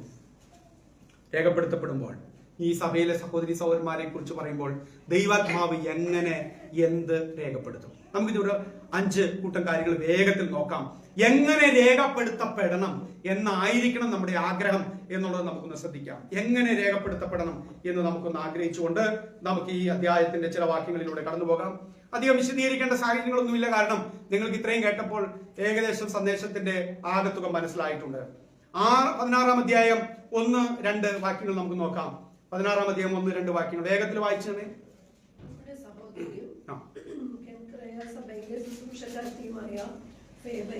നിങ്ങൾ വിശുദ്ധന്മാർക്ക് യോഗ്യമാവണ്ണം കർത്താവിന്റെ നാമത്തിൽ കൈക്കൊണ്ട് അവർക്ക് നിങ്ങളുടെ സഹായം വേണ്ടുന്ന ഏത് കാര്യത്തിലും സഹായിക്കേണ്ടതിന് ഞാൻ നിങ്ങളെ വരവേൽപ്പിക്കുന്നു. അവളും പലർക്കും വിശേഷാൽ എനിക്കും സഹായം ചെയ്തിരിക്കുന്നു. ഇവിടെ നമ്മളൊരു സഹോദരിയുടെ പേരാണ് നമ്മൾ കാണുന്നത്, വളരെ പ്രശസ്തമായ ഒരു പേര്. ഈ സഭയെ കുറിച്ച് പറയുന്നത്, ഈ സഹോദരിയെ കുറിച്ച് പറയുന്നത്, അവള് കെൻക്രയ സഭയിലെ, ഇംഗ്ലീഷിൽ ഇനി സെന്റ് ക്രിയ എന്നാണോ ഇത് വായിക്കേണ്ടതെന്ന് എനിക്കറിയില്ല, നമുക്ക് മലയാളത്തിൽ തന്നെ നോക്കാം. കെൻക്രയ സഭയിലെ ശുശ്രൂഷക്കാരിയായ ഫേബ എന്നാണ് നമ്മൾ കാണുന്നത്. ഇപ്പോൾ അവള് റോമില് എത്തിയിരിക്കുകയാണ്. പൗലോസ് ഈ നിങ്ങൾ മനസ്സിലാക്കണം, 16-ാം അധ്യായത്തിൽ നമ്മൾ കാണുന്നത് വ്യക്തിപരമായ അഭിവാദ്യങ്ങളാണ്. റോമ സഭയിലുള്ള വിശ്വാസികളെ വ്യക്തിപരമായി പൗലോസ് അഭിവാദ്യം ചെയ്യുകയാണ്. എന്റെ വന്ദനം ഞാൻ അറിയിക്കുന്നു, ഞാൻ എന്റെ അന്വേഷണം അവരെ അറിയിക്കുക, അവർക്ക് വന്ദനം ചൊല്ലുവീൻ എന്നാണ് പറയുന്നത്. അപ്പൊ സഭയിലെ മൂപ്പന്മാർക്ക്, ഇടയന്മാർക്ക് ഈ ലേഖനം അവരുടെ കയ്യിൽ എത്തിക്കപ്പെട്ട് കഴിയുമ്പോൾ നിങ്ങൾ ആ വാക്കുകളൊക്കെ നോക്കിയേ. 3-ാമത്തെ വാക്യത്തിൽ നമ്മൾ കാണുന്ന അവസാനത്തെ വാക്യം വന്ദനം ചെയ്യുവീൻ. നമ്മൾ പലപ്പോഴും പറയാനല്ലേ, നിങ്ങൾ അവിടെ ചെല്ലുമ്പോൾ എന്റെ അന്വേഷണം അറിയിക്കൂ എന്ന് പറയുന്നത് പോലെ പൗലോസ് പറയുകയാണ്, നിങ്ങൾ എന്റെ അന്വേഷണം ഇന്നവരെയൊക്കെ അറിയിക്കൂ, എന്റെ വന്ദനം അവരെ അറിയിക്കൂ, അവരെ വന്ദനം ചെയ്യുവീൻ. അങ്ങനെയാണ് നമ്മൾ അവിടെ എല്ലാം കാണുന്നത് അല്ലേ. എല്ലാ വാക്യത്തിലും നമ്മൾ തന്നെ കാണുന്നുണ്ട് വന്ദനം ചൊല്ലുവീൻ, വന്ദനം ചൊല്ലുവീൻ, വന്ദനം ചൊല്ലുവീൻ, വന്ദനം ചൊല്ലുവീൻ എന്നാണ് ഓരോ വ്യക്തികളെയും കുറിച്ച് പറഞ്ഞിട്ട് അവരെ എന്റെ അന്വേഷണം അറിയിക്കൂ. അവസാനം പുള്ളി പറയുന്നുണ്ട് എന്റെ വിശുദ്ധ ചുംബനം കൂടി അവർക്ക് ഞാൻ നൽകുകയാണ് എന്നും കൂടി പറയുന്നുണ്ട്. 16-ാമത്തെ വാക്യം വിശുദ്ധ ചുംബനം കൊണ്ട് അന്യോന്യം വന്ദനം ചെയ്യുവീൻ. അപ്പൊ നമ്മൾ വന്ദനം ഇതൊരു നിയമമൊന്നുമല്ല. ഓക്കെ, നമ്മുടെ നാട്ടിൽ നമ്മുടേതായ രീതിയിൽ വന്ദനം ചൊല്ലാം. പ്രൈസ് ദി ലോർഡ് എന്ന് പറയാം. എങ്ങനെ പറയാം? Praise the Lord shake hand കൊടുത്ത് പറയാം. ഓക്കെ, പിന്നെ എന്ത് ചെയ്യാം? ഹഗ് ചെയ്ത് വന്ദനം ചെയ്യാം. എങ്ങനെയാണോ ഇപ്പൊ വേറെ പുതിയ രീതിയിലുണ്ട്, ഇങ്ങനെ ഏതാണ്ടൊക്കെ വന്ദനമില്ലേ, മുട്ടുകൈകൾ വെച്ചിട്ട് അങ്ങനെ ഏതാണ്ടൊക്കെ, പിന്നെ ഇങ്ങനെ വന്ദനം ചെയ്യാം, പിന്നെ ഏതൊക്കെയോ ഉണ്ടല്ലേ. ഇവിടെ ഒരിടയ്ക്ക് നമ്മൾ ഏതാണ്ടൊക്കെ രീതിയിൽ ചെയ്യുന്നു, ഇങ്ങനെ കാണിക്കുന്നു, പിന്നെ ഇങ്ങനെ കാണിക്കുന്നു, പിന്നെ ഇങ്ങനെ കാണിക്കും, ഏതാണ്ടൊക്കെ രീതിയിൽ നമ്മൾ ചെയ്യുന്നത് ഞാൻ കണ്ടിട്ടുണ്ട്. എന്തെങ്കിലും ആവട്ടെ, വന്ദനം ചെയ്യണം. ഞാൻ ചോദിക്കട്ടെ, നമ്മൾ വാസ്തവത്തില് ഞാൻ ഇതിന്റെ കൂട്ടത്തിൽ അങ്ങനെ ചോദിക്കുകയാണ്, ഞാൻ ആ ഫേബയിലേക്ക് വരാം. വന്ദനം ചെയ്യണ കാര്യം പറഞ്ഞപ്പോഴാണ്, നമ്മൾ എത്ര പേര് വിശ്വാസികൾ പരസ്പരം കാണുമ്പോൾ മൈൻഡ് ചെയ്യാറുണ്ട്? അതോ നമ്മൾ വന്നിരിക്കും, പിന്നെ ആരെയും ഞാൻ നോക്കൂല, ഇടത്തിരിക്കുന്നതാണ്, വലത്തിരിക്കുന്നതാണ്, മുന്നിലിരിക്കുന്നതാണ്, പുറകിലിരിക്കുന്നതാണ് എന്ന് നമ്മളെല്ലാം നോക്കാറുണ്ടോ? നമ്മൾ നോക്കാറുണ്ട്, കുഴപ്പമൊന്നുമില്ല. പക്ഷേ അങ്ങനെ ഏതെങ്കിലും ദുസ്വഭാവങ്ങൾ നിങ്ങൾക്കുണ്ടെങ്കിൽ അത് മാറ്റണം. നമ്മൾ വിശ്വാസികളെയൊക്കെ ഒന്ന് നോക്കണം. വരുമ്പോൾ hello, price the Lord, how are you, എന്തുണ്ട് വിശേഷങ്ങൾ, സുഖമായിരിക്കുന്നോ, കഴിഞ്ഞ ആഴ്ച എങ്ങനെ ഉണ്ടായിരുന്നു എന്ന് നമ്മളൊന്ന് നോക്കി ചിരിക്കുന്നതല്ലേ ക്രിസ്തീയ ജീവിതത്തിന്റെ മനോഹാരിത എന്ന് പറയുന്നത്. ഇത് നമ്മൾ ആരാധനയ്ക്ക് കയറുമ്പോൾ നമ്മൾ വിശുദ്ധ വസ്ത്രാലങ്കാരത്തോടെ, പിന്നെ മുഖമൊക്കെ ഇങ്ങനെ ഒരു വലിയ വെയിറ്റ് ഒക്കെ ഉള്ളവരായിട്ടും ഗൗരവമുള്ളവർ. നമ്മൾക്ക് ദൈവസന്നിധിയിൽ ഗൗരവം വേണം, കളിച്ചിരിച്ച് ഒച്ചപ്പാടുണ്ടാക്കിയിരിക്കുക എന്നുള്ളതല്ല ഉദ്ദേശിക്കുന്നത്. പക്ഷെ നമ്മുടെ ഒരു സഹോദരനെയോ സഹോദരിയെയോ അവരുടെ മുഖത്തേക്ക് നോക്കുമ്പോൾ ഒരു പുഞ്ചിരി നമുക്ക് കൊടുക്കാൻ കഴിയുന്നില്ലെങ്കിൽ, ഒരു നോട്ടം നമുക്ക് കൊടുക്കാനായിട്ട് കഴിയുന്നില്ലെങ്കിൽ, ഒരു വന്ദനം നമുക്ക് ചെയ്യാനായിട്ട് കഴിയുന്നില്ലെങ്കിൽ, എന്ത് ക്രിസ്തീയ ജീവിതം, പ്രായോഗിക ജീവിതമാണ് നിങ്ങൾ നയിക്കുന്നത്? വലിയ വലിയ ദൈവശാസ്ത്രപരമായ കാര്യങ്ങളൊക്കെ നിങ്ങൾക്ക് അറിയാം, നീതീകരണവും വിശദീകരണവും തേജസ്വീകരണവും ഒക്കെ പ്രാപിച്ചും കിട്ടിയിരിക്കുന്നവരാണ്. പക്ഷെ പ്രായോഗിക ജീവിതമില്ല എങ്കിൽ ക്രിസ്തീയ ജീവിതത്തെ കൊണ്ട് യാതൊരു അർത്ഥവുമില്ല എന്നുള്ളതാണ്. പൗലോസ് ഇത് അവസാനിപ്പിക്കുന്നതാണ്. പൗലോസ് അവസാനിപ്പിക്കുന്നത് നിങ്ങൾ നോക്കിയാൽ, ഈ ലേഖനം വലിയ വലിയ കാര്യങ്ങൾ പറഞ്ഞു തുടങ്ങിയ പൗലോസ് അവസാനിപ്പിക്കുന്നത് വളരെ പ്രായോഗികതയിൽ കൊണ്ടായിട്ടാണ്. നമ്മുടെ ക്രിസ്തീയ ജീവിതം അങ്ങനെയാകണം, പ്രായോഗികതയിലേക്ക് വരണം. ഇല്ലെങ്കിൽ നമ്മളുടെ അറിവുകൾ കൊണ്ട് യാതൊരു ഗുണവുമില്ല, അറിവ് ചീർപ്പിക്കുക മാത്രമേ ചെയ്യുള്ളൂ. അതുകൊണ്ട് ഇനി മുതൽ അങ്ങോട്ടുള്ള നമ്മുടെ ജീവിതത്തിൽ വിശ്വാസികളെ കാണുമ്പോൾ ഒന്ന് മുഖത്തേക്ക് നോക്കുക, ഒന്ന് ചിരിക്കുക, കൈ കൊടുക്കുക, എന്തുകൊണ്ട് വിശേഷം, സുഖമായിരിക്കുന്നോ എന്നൊക്കെ നമ്മൾ ചോദിക്കാൻ പഠിക്കണം. ഇല്ലെങ്കിൽ നിങ്ങളുടെ ക്രിസ്ത്യൻ ലൈഫ് ഈസ് മഹാബോർ. നിങ്ങൾ എങ്ങനെയാ രേഖപ്പെടുത്താൻ പോകുന്നതെന്ന് അറിയാമോ? മൂത്ത് നോക്കില്ലാത്തൊരു മനുഷ്യനായിരുന്നു. അവസാനം നിങ്ങളെ പിന്നെ ആളുകൾ കാണുന്നത് എപ്പോഴാണെന്നറിയാമോ? മരിച്ചു കിടക്കുമ്പോൾ, കണ്ണടച്ച് കിടക്കുമ്പോൾ. അപ്പൊ നിങ്ങൾക്ക് നോക്കാൻ നിവൃത്തിയില്ല. ഓക്കെ, അന്നും നിങ്ങൾ അങ്ങനെ തന്നെ കിടക്കും, ആരുടെയും മുഖത്ത് നോക്കാൻ കഴിയാത്തവനായിട്ട് ഇങ്ങനെ കിടക്കും. ഓക്കെ, അങ്ങനെ ജീവിച്ചിരിക്കുമ്പോഴും മരിച്ചു കിടക്കുമ്പോഴും ആരുടെയും മുഖത്ത് നോക്കാൻ പറ്റാത്ത വ്യക്തിയായിട്ട് ഈ ലോകത്തിൽ നിന്ന് പോകുന്നതിന് മുമ്പ് കണ്ണു തുറന്നിരിക്കുമ്പോൾ എല്ലാവരെയും ഒന്ന് നോക്കുക, ഒന്ന് ചിരിക്കുക, കൈ കൊടുക്കുക, വന്ദനം ചെയ്യുക, പ്രൈസ് ദി ലോർഡ്, ദൈവത്തിന് മഹത്വം, സ്തോത്രം, ഗുഡ് മോർണിംഗ് എന്നൊക്കെ പറയുക. അതിന്റെ ഒരു പ്രായോഗികതയുടെ വശമാണ് ഞാൻ ഇവിടെ പറഞ്ഞത്. പൗലോസ് അവസാനിപ്പിക്കുന്ന കൺക്ലൂഷൻ എങ്ങനെയാണ്? അവരെ വന്ദനം ചെയ്യും, greet them, please greet them for me. എനിക്ക് വേണ്ടി നിങ്ങൾ അവരെ വന്ദനം ചെയ്യുവീൻ എന്നാണ് പറയും. ഓക്കെ, നമുക്ക് ഈ സഹോദരിയിലേക്ക് വരാം. ഈ സഹോദരിയാണ് പൗലോസിന്റെ ലേഖനം അവിടെ എത്തിച്ചത് എന്നാണ് വേദപണ്ഡിതന്മാർ പറയുന്നത്. ഈ സഹോദരി ഒരു പക്ഷേ ഇവിടെ സഹോദരിയെ കുറിച്ച് നമ്മൾ കാണുന്നത് ശുശ്രൂഷക്കാരിയായ ഫേബ എന്നാണ്. കിങ്ക്രയ സഭയിലെ ശുശ്രൂഷക്കാരി, പാസ്റ്ററാണ് എന്നുള്ളതല്ല അതിന്റെ അർത്ഥം. ഓക്കെ, ഒരു ഡീക്കനസ് ആയിട്ടുള്ള ഒരു ഉത്തരവാദിത്തപ്പെട്ട ഒരു സഹോദരി. ഓക്കെ, സഭയുടെ ഒരു ശുശ്രൂഷക്കാരി, സഹായിയായിട്ട് നിന്ന ഒരു വ്യക്തി. അവളെ കുറിച്ച് എഴുതിയിരിക്കുന്നത് നോക്കുക, 2-ാമത്തെ വാക്യത്തിൽ, നിങ്ങൾ വിശുദ്ധന്മാർക്ക് യോഗ്യമാം വണ്ണം കർത്താവിന്റെ നാമത്തിൽ കൈക്കൊണ്ട്. ഫേബയെ നിങ്ങൾ എന്ത് ചെയ്യണം? വിശുദ്ധന്മാർക്ക് യോഗ്യമായ നിലയിൽ ഈ സഹോദരിയെ നിങ്ങൾ സഭയിലേക്ക് കൈക്കൊള്ളണം. നമ്മുടെ സഭയിലേക്ക് ആരെങ്കിലുമൊക്കെ വരുമ്പോൾ പ്രിയപ്പെട്ടവരെ, ഒരു വെൽക്കമിങ് സ്പിരിറ്റ് ഉള്ളവരായിട്ട് സഭയിലെ വിശ്വാസികൾ മാറണം. നമ്മുടെ സഭയിലേക്ക് നിങ്ങൾക്ക് പരിചയമില്ലാത്ത ഒരു സഹോദരനോ സഹോദരിയോ പക്ഷെ വിശ്വാസിയാണ് വന്നാൽ അവർക്ക് ആ ഊഷ്മളത അനുഭവപ്പെടണം. ആ സഭയിലെ സഹോദരിമാരും സഹോദരന്മാരും അവിടുത്തെ പാസ്റ്ററും അവിടുത്തെ വിശ്വാസികളും എന്ത് സ്നേഹവും എന്തൊരു ഊഷ്മളതയും എന്തൊരു വെൽക്കമാണ് ഞങ്ങൾക്ക് തന്നത് എന്ന് പറയത്തക്ക നിലയിൽ നമ്മൾ പെരുമാറണം. ഇത് ആരാധന കഴിയുമ്പോൾ വന്ന ഒരു മൈൻഡ് പോലും, നമ്മുടെ കാര്യമല്ല പറയുന്നത്, നമ്മൾക്ക് ഇത്രയൊക്കെയല്ലേ ഉള്ളൂ. ചില സഭകളിൽ ഞാൻ ചെന്ന് പോയിട്ടുണ്ട്. എന്നെ കേൾക്കുന്ന ഏതെങ്കിലും സഭയിലെ വിശ്വാസികൾ ഉണ്ടെങ്കിൽ, നിങ്ങളുടെ സഭയിൽ ഇങ്ങനെയൊക്കെയുള്ള പ്രവണതകൾ ഉണ്ടെങ്കിൽ നിങ്ങൾ ശക്തമായി കാര്യമൊക്കെ പറയണം. ചില സഭയിലൊക്കെ ചെന്നാൽ ഒരു മൈൻഡ് പോലും ചെയ്യാറില്ല ആളുകൾ, ഒന്നും മുഖത്തേക്ക് പോലും നോക്കില്ല, ഒരു ചിരി പോലും നടത്താറില്ല. എന്തൊരു ദുരന്തമാണ് ആ വിശ്വാസികളൊക്കെ. രോഷം കൊണ്ട് പറഞ്ഞു പോവുക, അവരൊക്കെ മഹാ ദുരന്തങ്ങൾ തന്നെയാണ്. ഇവരൊക്കെ വിശ്വാസികളായിട്ട് ഇരിക്കുന്നത് ഈ സഭയിൽ കുറെ വർഷങ്ങൾ കഴിഞ്ഞവരാണ്. ഒന്നും തിരിഞ്ഞു പോലും നോക്കില്ല, ഒരു കൈതരി ഒന്ന് ചിരിക്കുപോലും ചെയ്യാതെ സ്ഥലം കാര്യമാക്കി വിടുന്നവർ. അങ്ങനെ ആകാൻ പാടില്ല പ്രിയപ്പെട്ടവരെ. നമ്മൾ പരസ്പരം വന്ദനം ചെയ്യുന്നവരും സഭയിലേക്ക് വരുന്ന സഹോദരി സഹോദരന്മാരെ നമ്മൾ യോഗ്യമാകും വണ്ണം സ്വീകരിക്കുന്നവരാണ്. നമ്മൾ ചെല്ലണം, വർത്താനം പറയണം. ഇനി അവളെ കുറിച്ച് പറയുകയാണ്, അവൾക്ക് നിങ്ങളുടെ സഹായം വേണ്ടുന്ന ഏത് കാര്യത്തിലും അവളെ സഹായിക്കണം. അവൾ എന്തിനാണോ വന്നത്, ചിലപ്പോൾ നമ്മുടെ സഭയിലേക്ക് ആളുകൾ വരുമ്പോൾ, ഞാൻ ഈ ടൗണില് ഇന്ന കാര്യത്തിനാണ് വന്നത്, എനിക്കറിയില്ല എന്താണ് ചെയ്യേണ്ടതെന്ന്, ഞാനിങ്ങനെ വന്നു, പ്രത്യേകിച്ച് ആരും എനിക്ക് പരിചയമുള്ളവരില്ല എന്ന് ഒരു സഹോദരനോ സഹോദരി ഇവിടെ വന്ന് സാക്ഷ്യം പറഞ്ഞു എന്ന് വിചാരിക്കുക, നിങ്ങളുടെ സഭയിൽ വന്നു എന്ന് വിചാരിക്കുക. നമ്മൾ എന്ത് ചെയ്യണം? അയ്യോ സഹോദരൻ, അങ്ങനെ കാര്യത്തിൽ ആരെങ്കിലും ഉണ്ടോ സഹായിക്കാനായിട്ട്, എന്തെങ്കിലും ഹെൽപ്പ് വേണോ, ഓക്കെ, അവിടെ പോകാനായിട്ട് എന്താ വഴി എന്തെങ്കിലും ക്രമീകരിച്ചിട്ടുണ്ടോ, വാഹനം ഉണ്ടോ, അല്ലെങ്കിൽ ഞാൻ അവിടെ ആക്കി തരണോ, എന്താണ് നമുക്ക് ചെയ്യാൻ പറ്റുക? ഈ സഹോദരിയോടുള്ള ബന്ധത്തിൽ പൗലോസ് റോമിലെ വിശ്വാസികളോട് ആവശ്യപ്പെടുകയാണ്, അവൾക്ക് നിങ്ങളുടെ സഹായം വേണ്ടുന്ന ഏത് കാര്യത്തിലും അല്ലെ സഹായിക്കണം എന്നാണ് പറയുന്നത്. എന്നിട്ട് പറയുകയാണ്, ഇനി അവൾ ആ സഹായം സ്വീകരിക്കാൻ യോഗ്യതയുള്ള ഒരു സഹോദരിയാണ്, അവളെ സഹായിച്ചേ പറ്റൂ, അവൾ സഹായത്തിന് അർഹയായ ഒരു സഹോദരിയാണ്. എന്തുകൊണ്ടാണ് എന്നാണ് അടുത്ത ഭാഗത്ത് പറയുന്നത്. സഹായിക്കേണ്ടതിന് ഞാൻ നിങ്ങളെ ഭരമേൽപ്പിക്കുന്നു, ഈ സഹോദരി നിങ്ങളുടെ കയ്യിലേക്ക് ഞാൻ വിട്ടുതരികയാണ്, നിങ്ങൾ സഹായിച്ചോളണം എന്ന് പറഞ്ഞിട്ട് പറയാണ്, അവളും പലർക്കും വിശേഷാൽ എനിക്കും, അണ്ടർലൈൻ ദാറ്റ് വേർഡ്, സഹായം ചെയ്തിരിക്കുന്നു. എന്ത് സഹായമാണ് ചെയ്തതെന്ന് അവിടെ രേഖപ്പെടുത്തിയിട്ടില്ല. പക്ഷേ പൗലോസിന് അവളാൽ ലഭിച്ച സഹായം മറക്കാൻ കഴിയുന്നതായിരുന്നില്ല. ഒരു സഹോദരിക്ക് എന്ത് സഹായം ചെയ്യാനായിട്ട് പറ്റും? എന്തും ആകാം. അവിടെ നമുക്ക് എന്തും വെച്ച് ഫില്ല് ചെയ്യാം.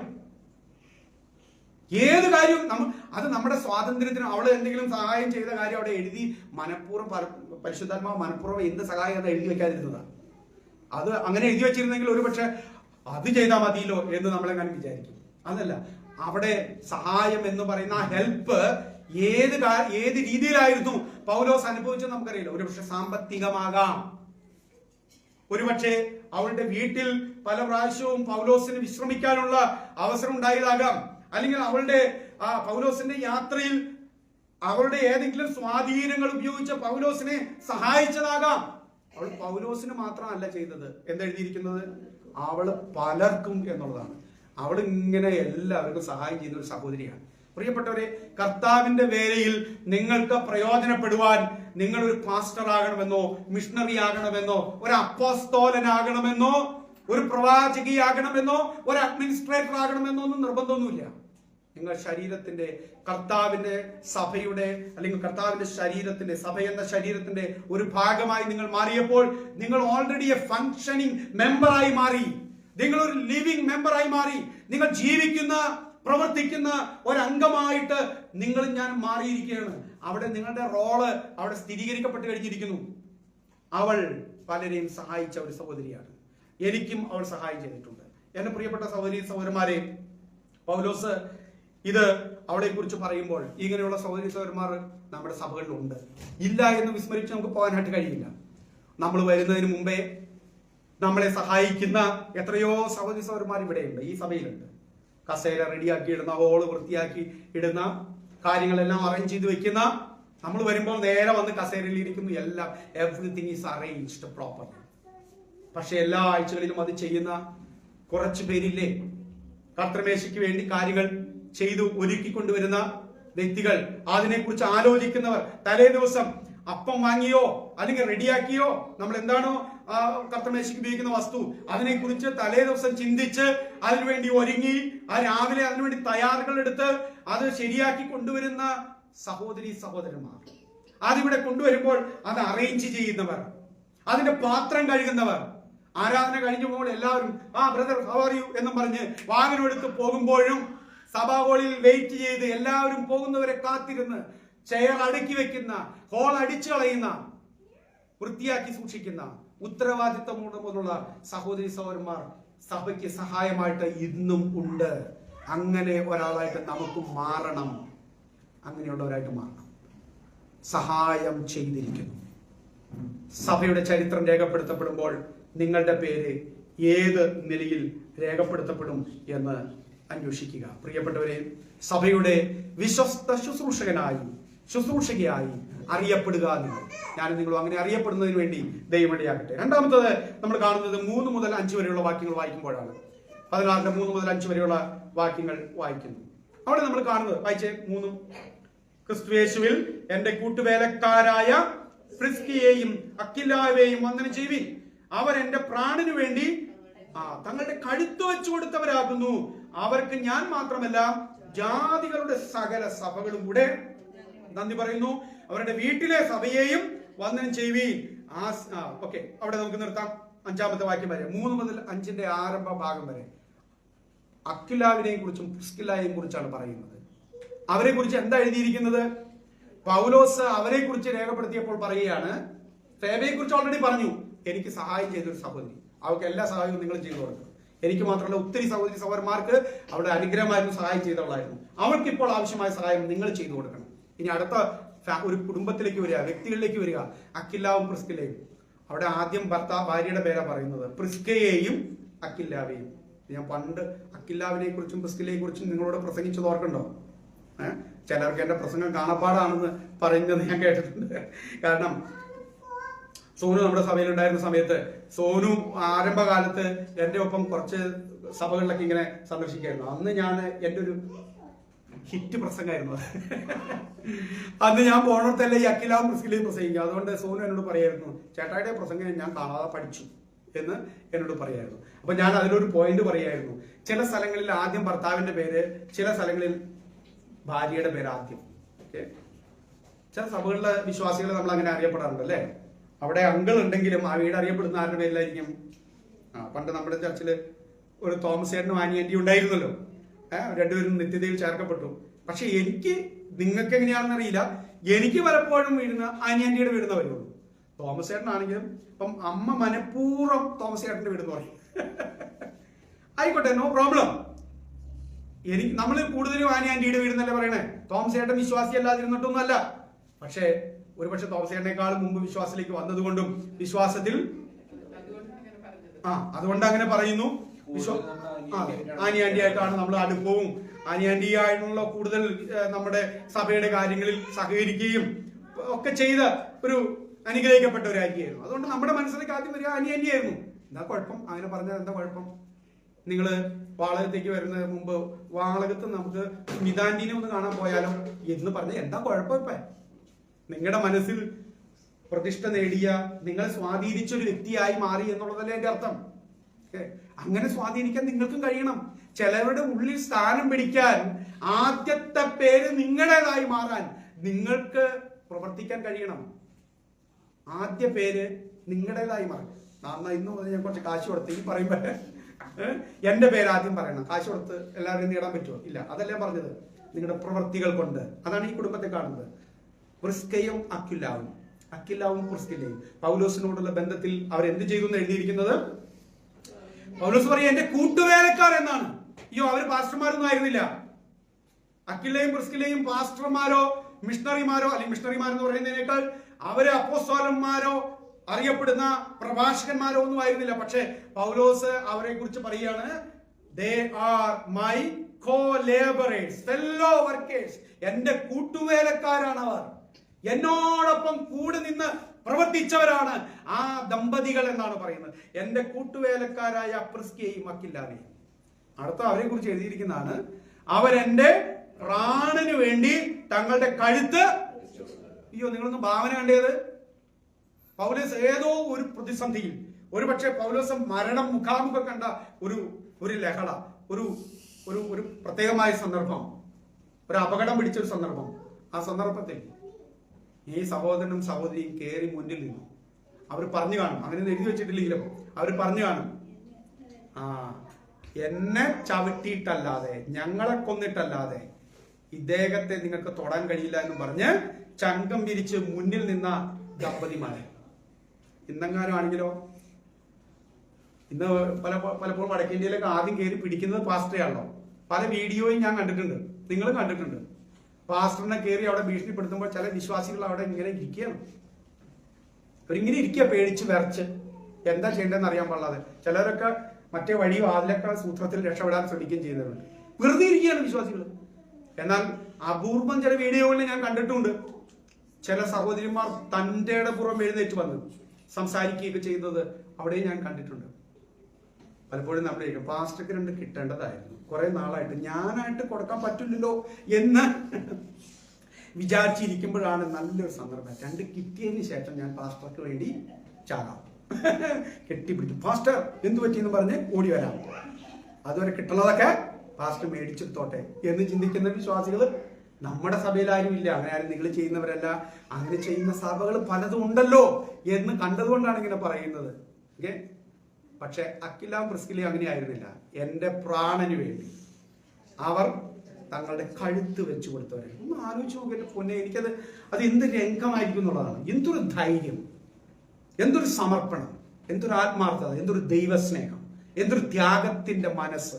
അതൊക്കെയല്ലേ നമ്മളിവിടെ കാണുന്നത്. ദൈവദാസന്മാരെ, കർത്താവിന്റെ വേലക്കാരെ, കർത്താവിന്റെ വേലയ്ക്ക് വേണ്ടി എന്ത് റിസ്ക്കും എടുക്കുന്ന ഒരു കുടുംബം. നമ്മളങ്ങനെയാണോ? കഴുത്ത് വെച്ചെടുക്കാൻ പോയിട്ട് വീട്ടിലേക്കൊന്നും വരാൻ പോലും നമ്മൾ പറയാം. കഴുത്ത് വെച്ച് കൊടുക്കുന്നത് എന്തൊരു അങ്ങേയറ്റത്തെ കാര്യമാണ് അല്ലേ. അതിന് പകരമായിട്ട് നമ്മുടെ വണ്ടിയിലൊന്ന് കയറ്റുമോ? അല്ലെങ്കിൽ നമ്മുടെ വീട്ടിലേക്കൊന്ന് ക്ഷണിക്കുമോ? ഇനി അതും പോരാഞ്ഞിട്ട് ഇവരുടെ വീടിനെ കുറിച്ച് എഴുതിയിരിക്കുന്നത് എന്താ? വീട്ടിലാണെങ്കിൽ സഭയൊക്കെ, വീട്ടില് അവരുടെ വീട്, അവർ പോയോടത്തൊക്കെ എന്താണ്, അവരുടെ വീട് സഭയായി മാറുകയാണ്. അവരുടെ വീട്ടിൽ ഇന്ന് യോഗമാണ്, ബൈബിൾ ക്ലാസ് ആണ്.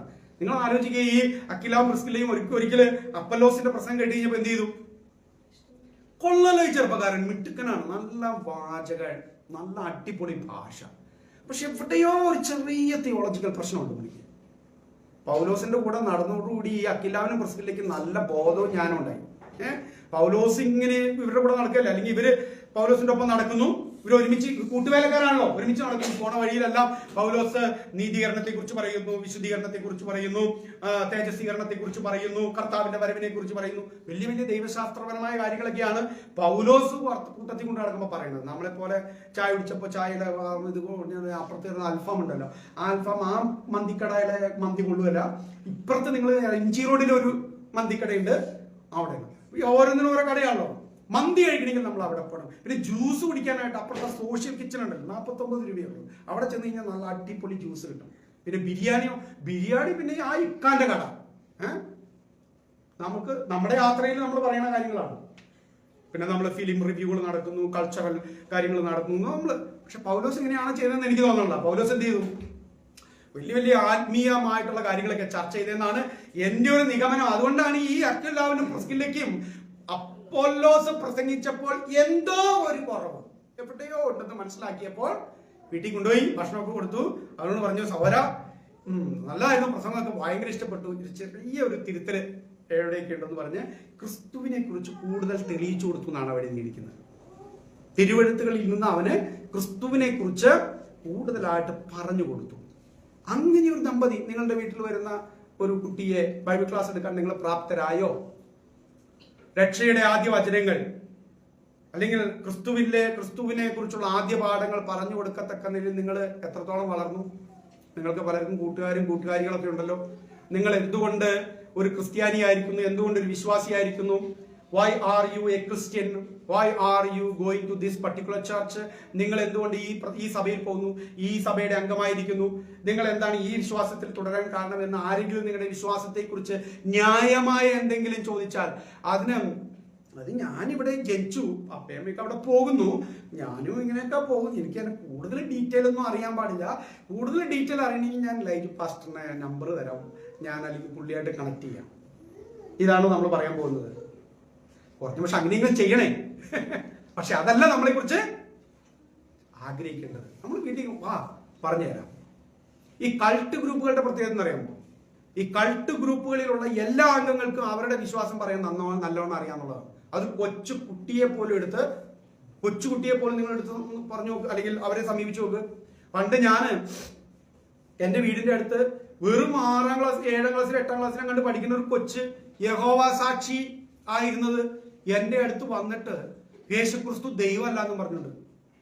ഞാൻ അത്ഭുതപ്പെട്ടു പോയി. ഈ കൊച്ച് എങ്ങനെയാണ് ഇതൊക്കെ പറയണത്? യേശുക്രിസ്തു പിതാവായ ദൈവത്തെ പോലെ ദൈവം സർവശക്തനായ ദൈവമൊന്നുമല്ല എന്നും പറഞ്ഞാൽ കൊച്ചു വാക്യങ്ങളൊക്കെ എടുത്ത് നമ്മളോട് സംസാരിക്കണേ. അപ്പോഴും ഞാൻ ബൈബിൾ സ്കൂളിൽ പഠിക്കുന്ന ഞാൻ ഞെട്ടാണ്. ദൈവമേ, നമ്മുടെ എത്ര കുട്ടികൾക്ക് അറിയാം? 10 വാക്യം കാണാൻ പറഞ്ഞാൽ അറിയാൻ പറ്റുമോ? 10 വാക്യം, വെറും 10 വാക്യം, ഇഷ്ടമുള്ള ഒരു 10 വാക്യം കാണാപ്പാടം പറയൂ എന്ന് പറഞ്ഞാൽ ഒരു സങ്കീർത്തനം കാണാപ്പാടം പറയുന്ന കാര്യമല്ല. 10 വാക്യം പലയിടത്തു നിന്ന് എത്ര പേർക്ക് പറയാൻ പറ്റും? നിങ്ങൾ ആലോചിച്ചു, സ്വയം ഒന്ന് ചോദിച്ചു നോക്ക്. ഒരു 10 വാക്യം എന്നോട് കാണാപ്പാടം പറയാൻ പറഞ്ഞു കഴിഞ്ഞാൽ ഒരു 4 എത്തുമ്പോഴത്തേക്കും നമ്മൾ മിക്കവാറും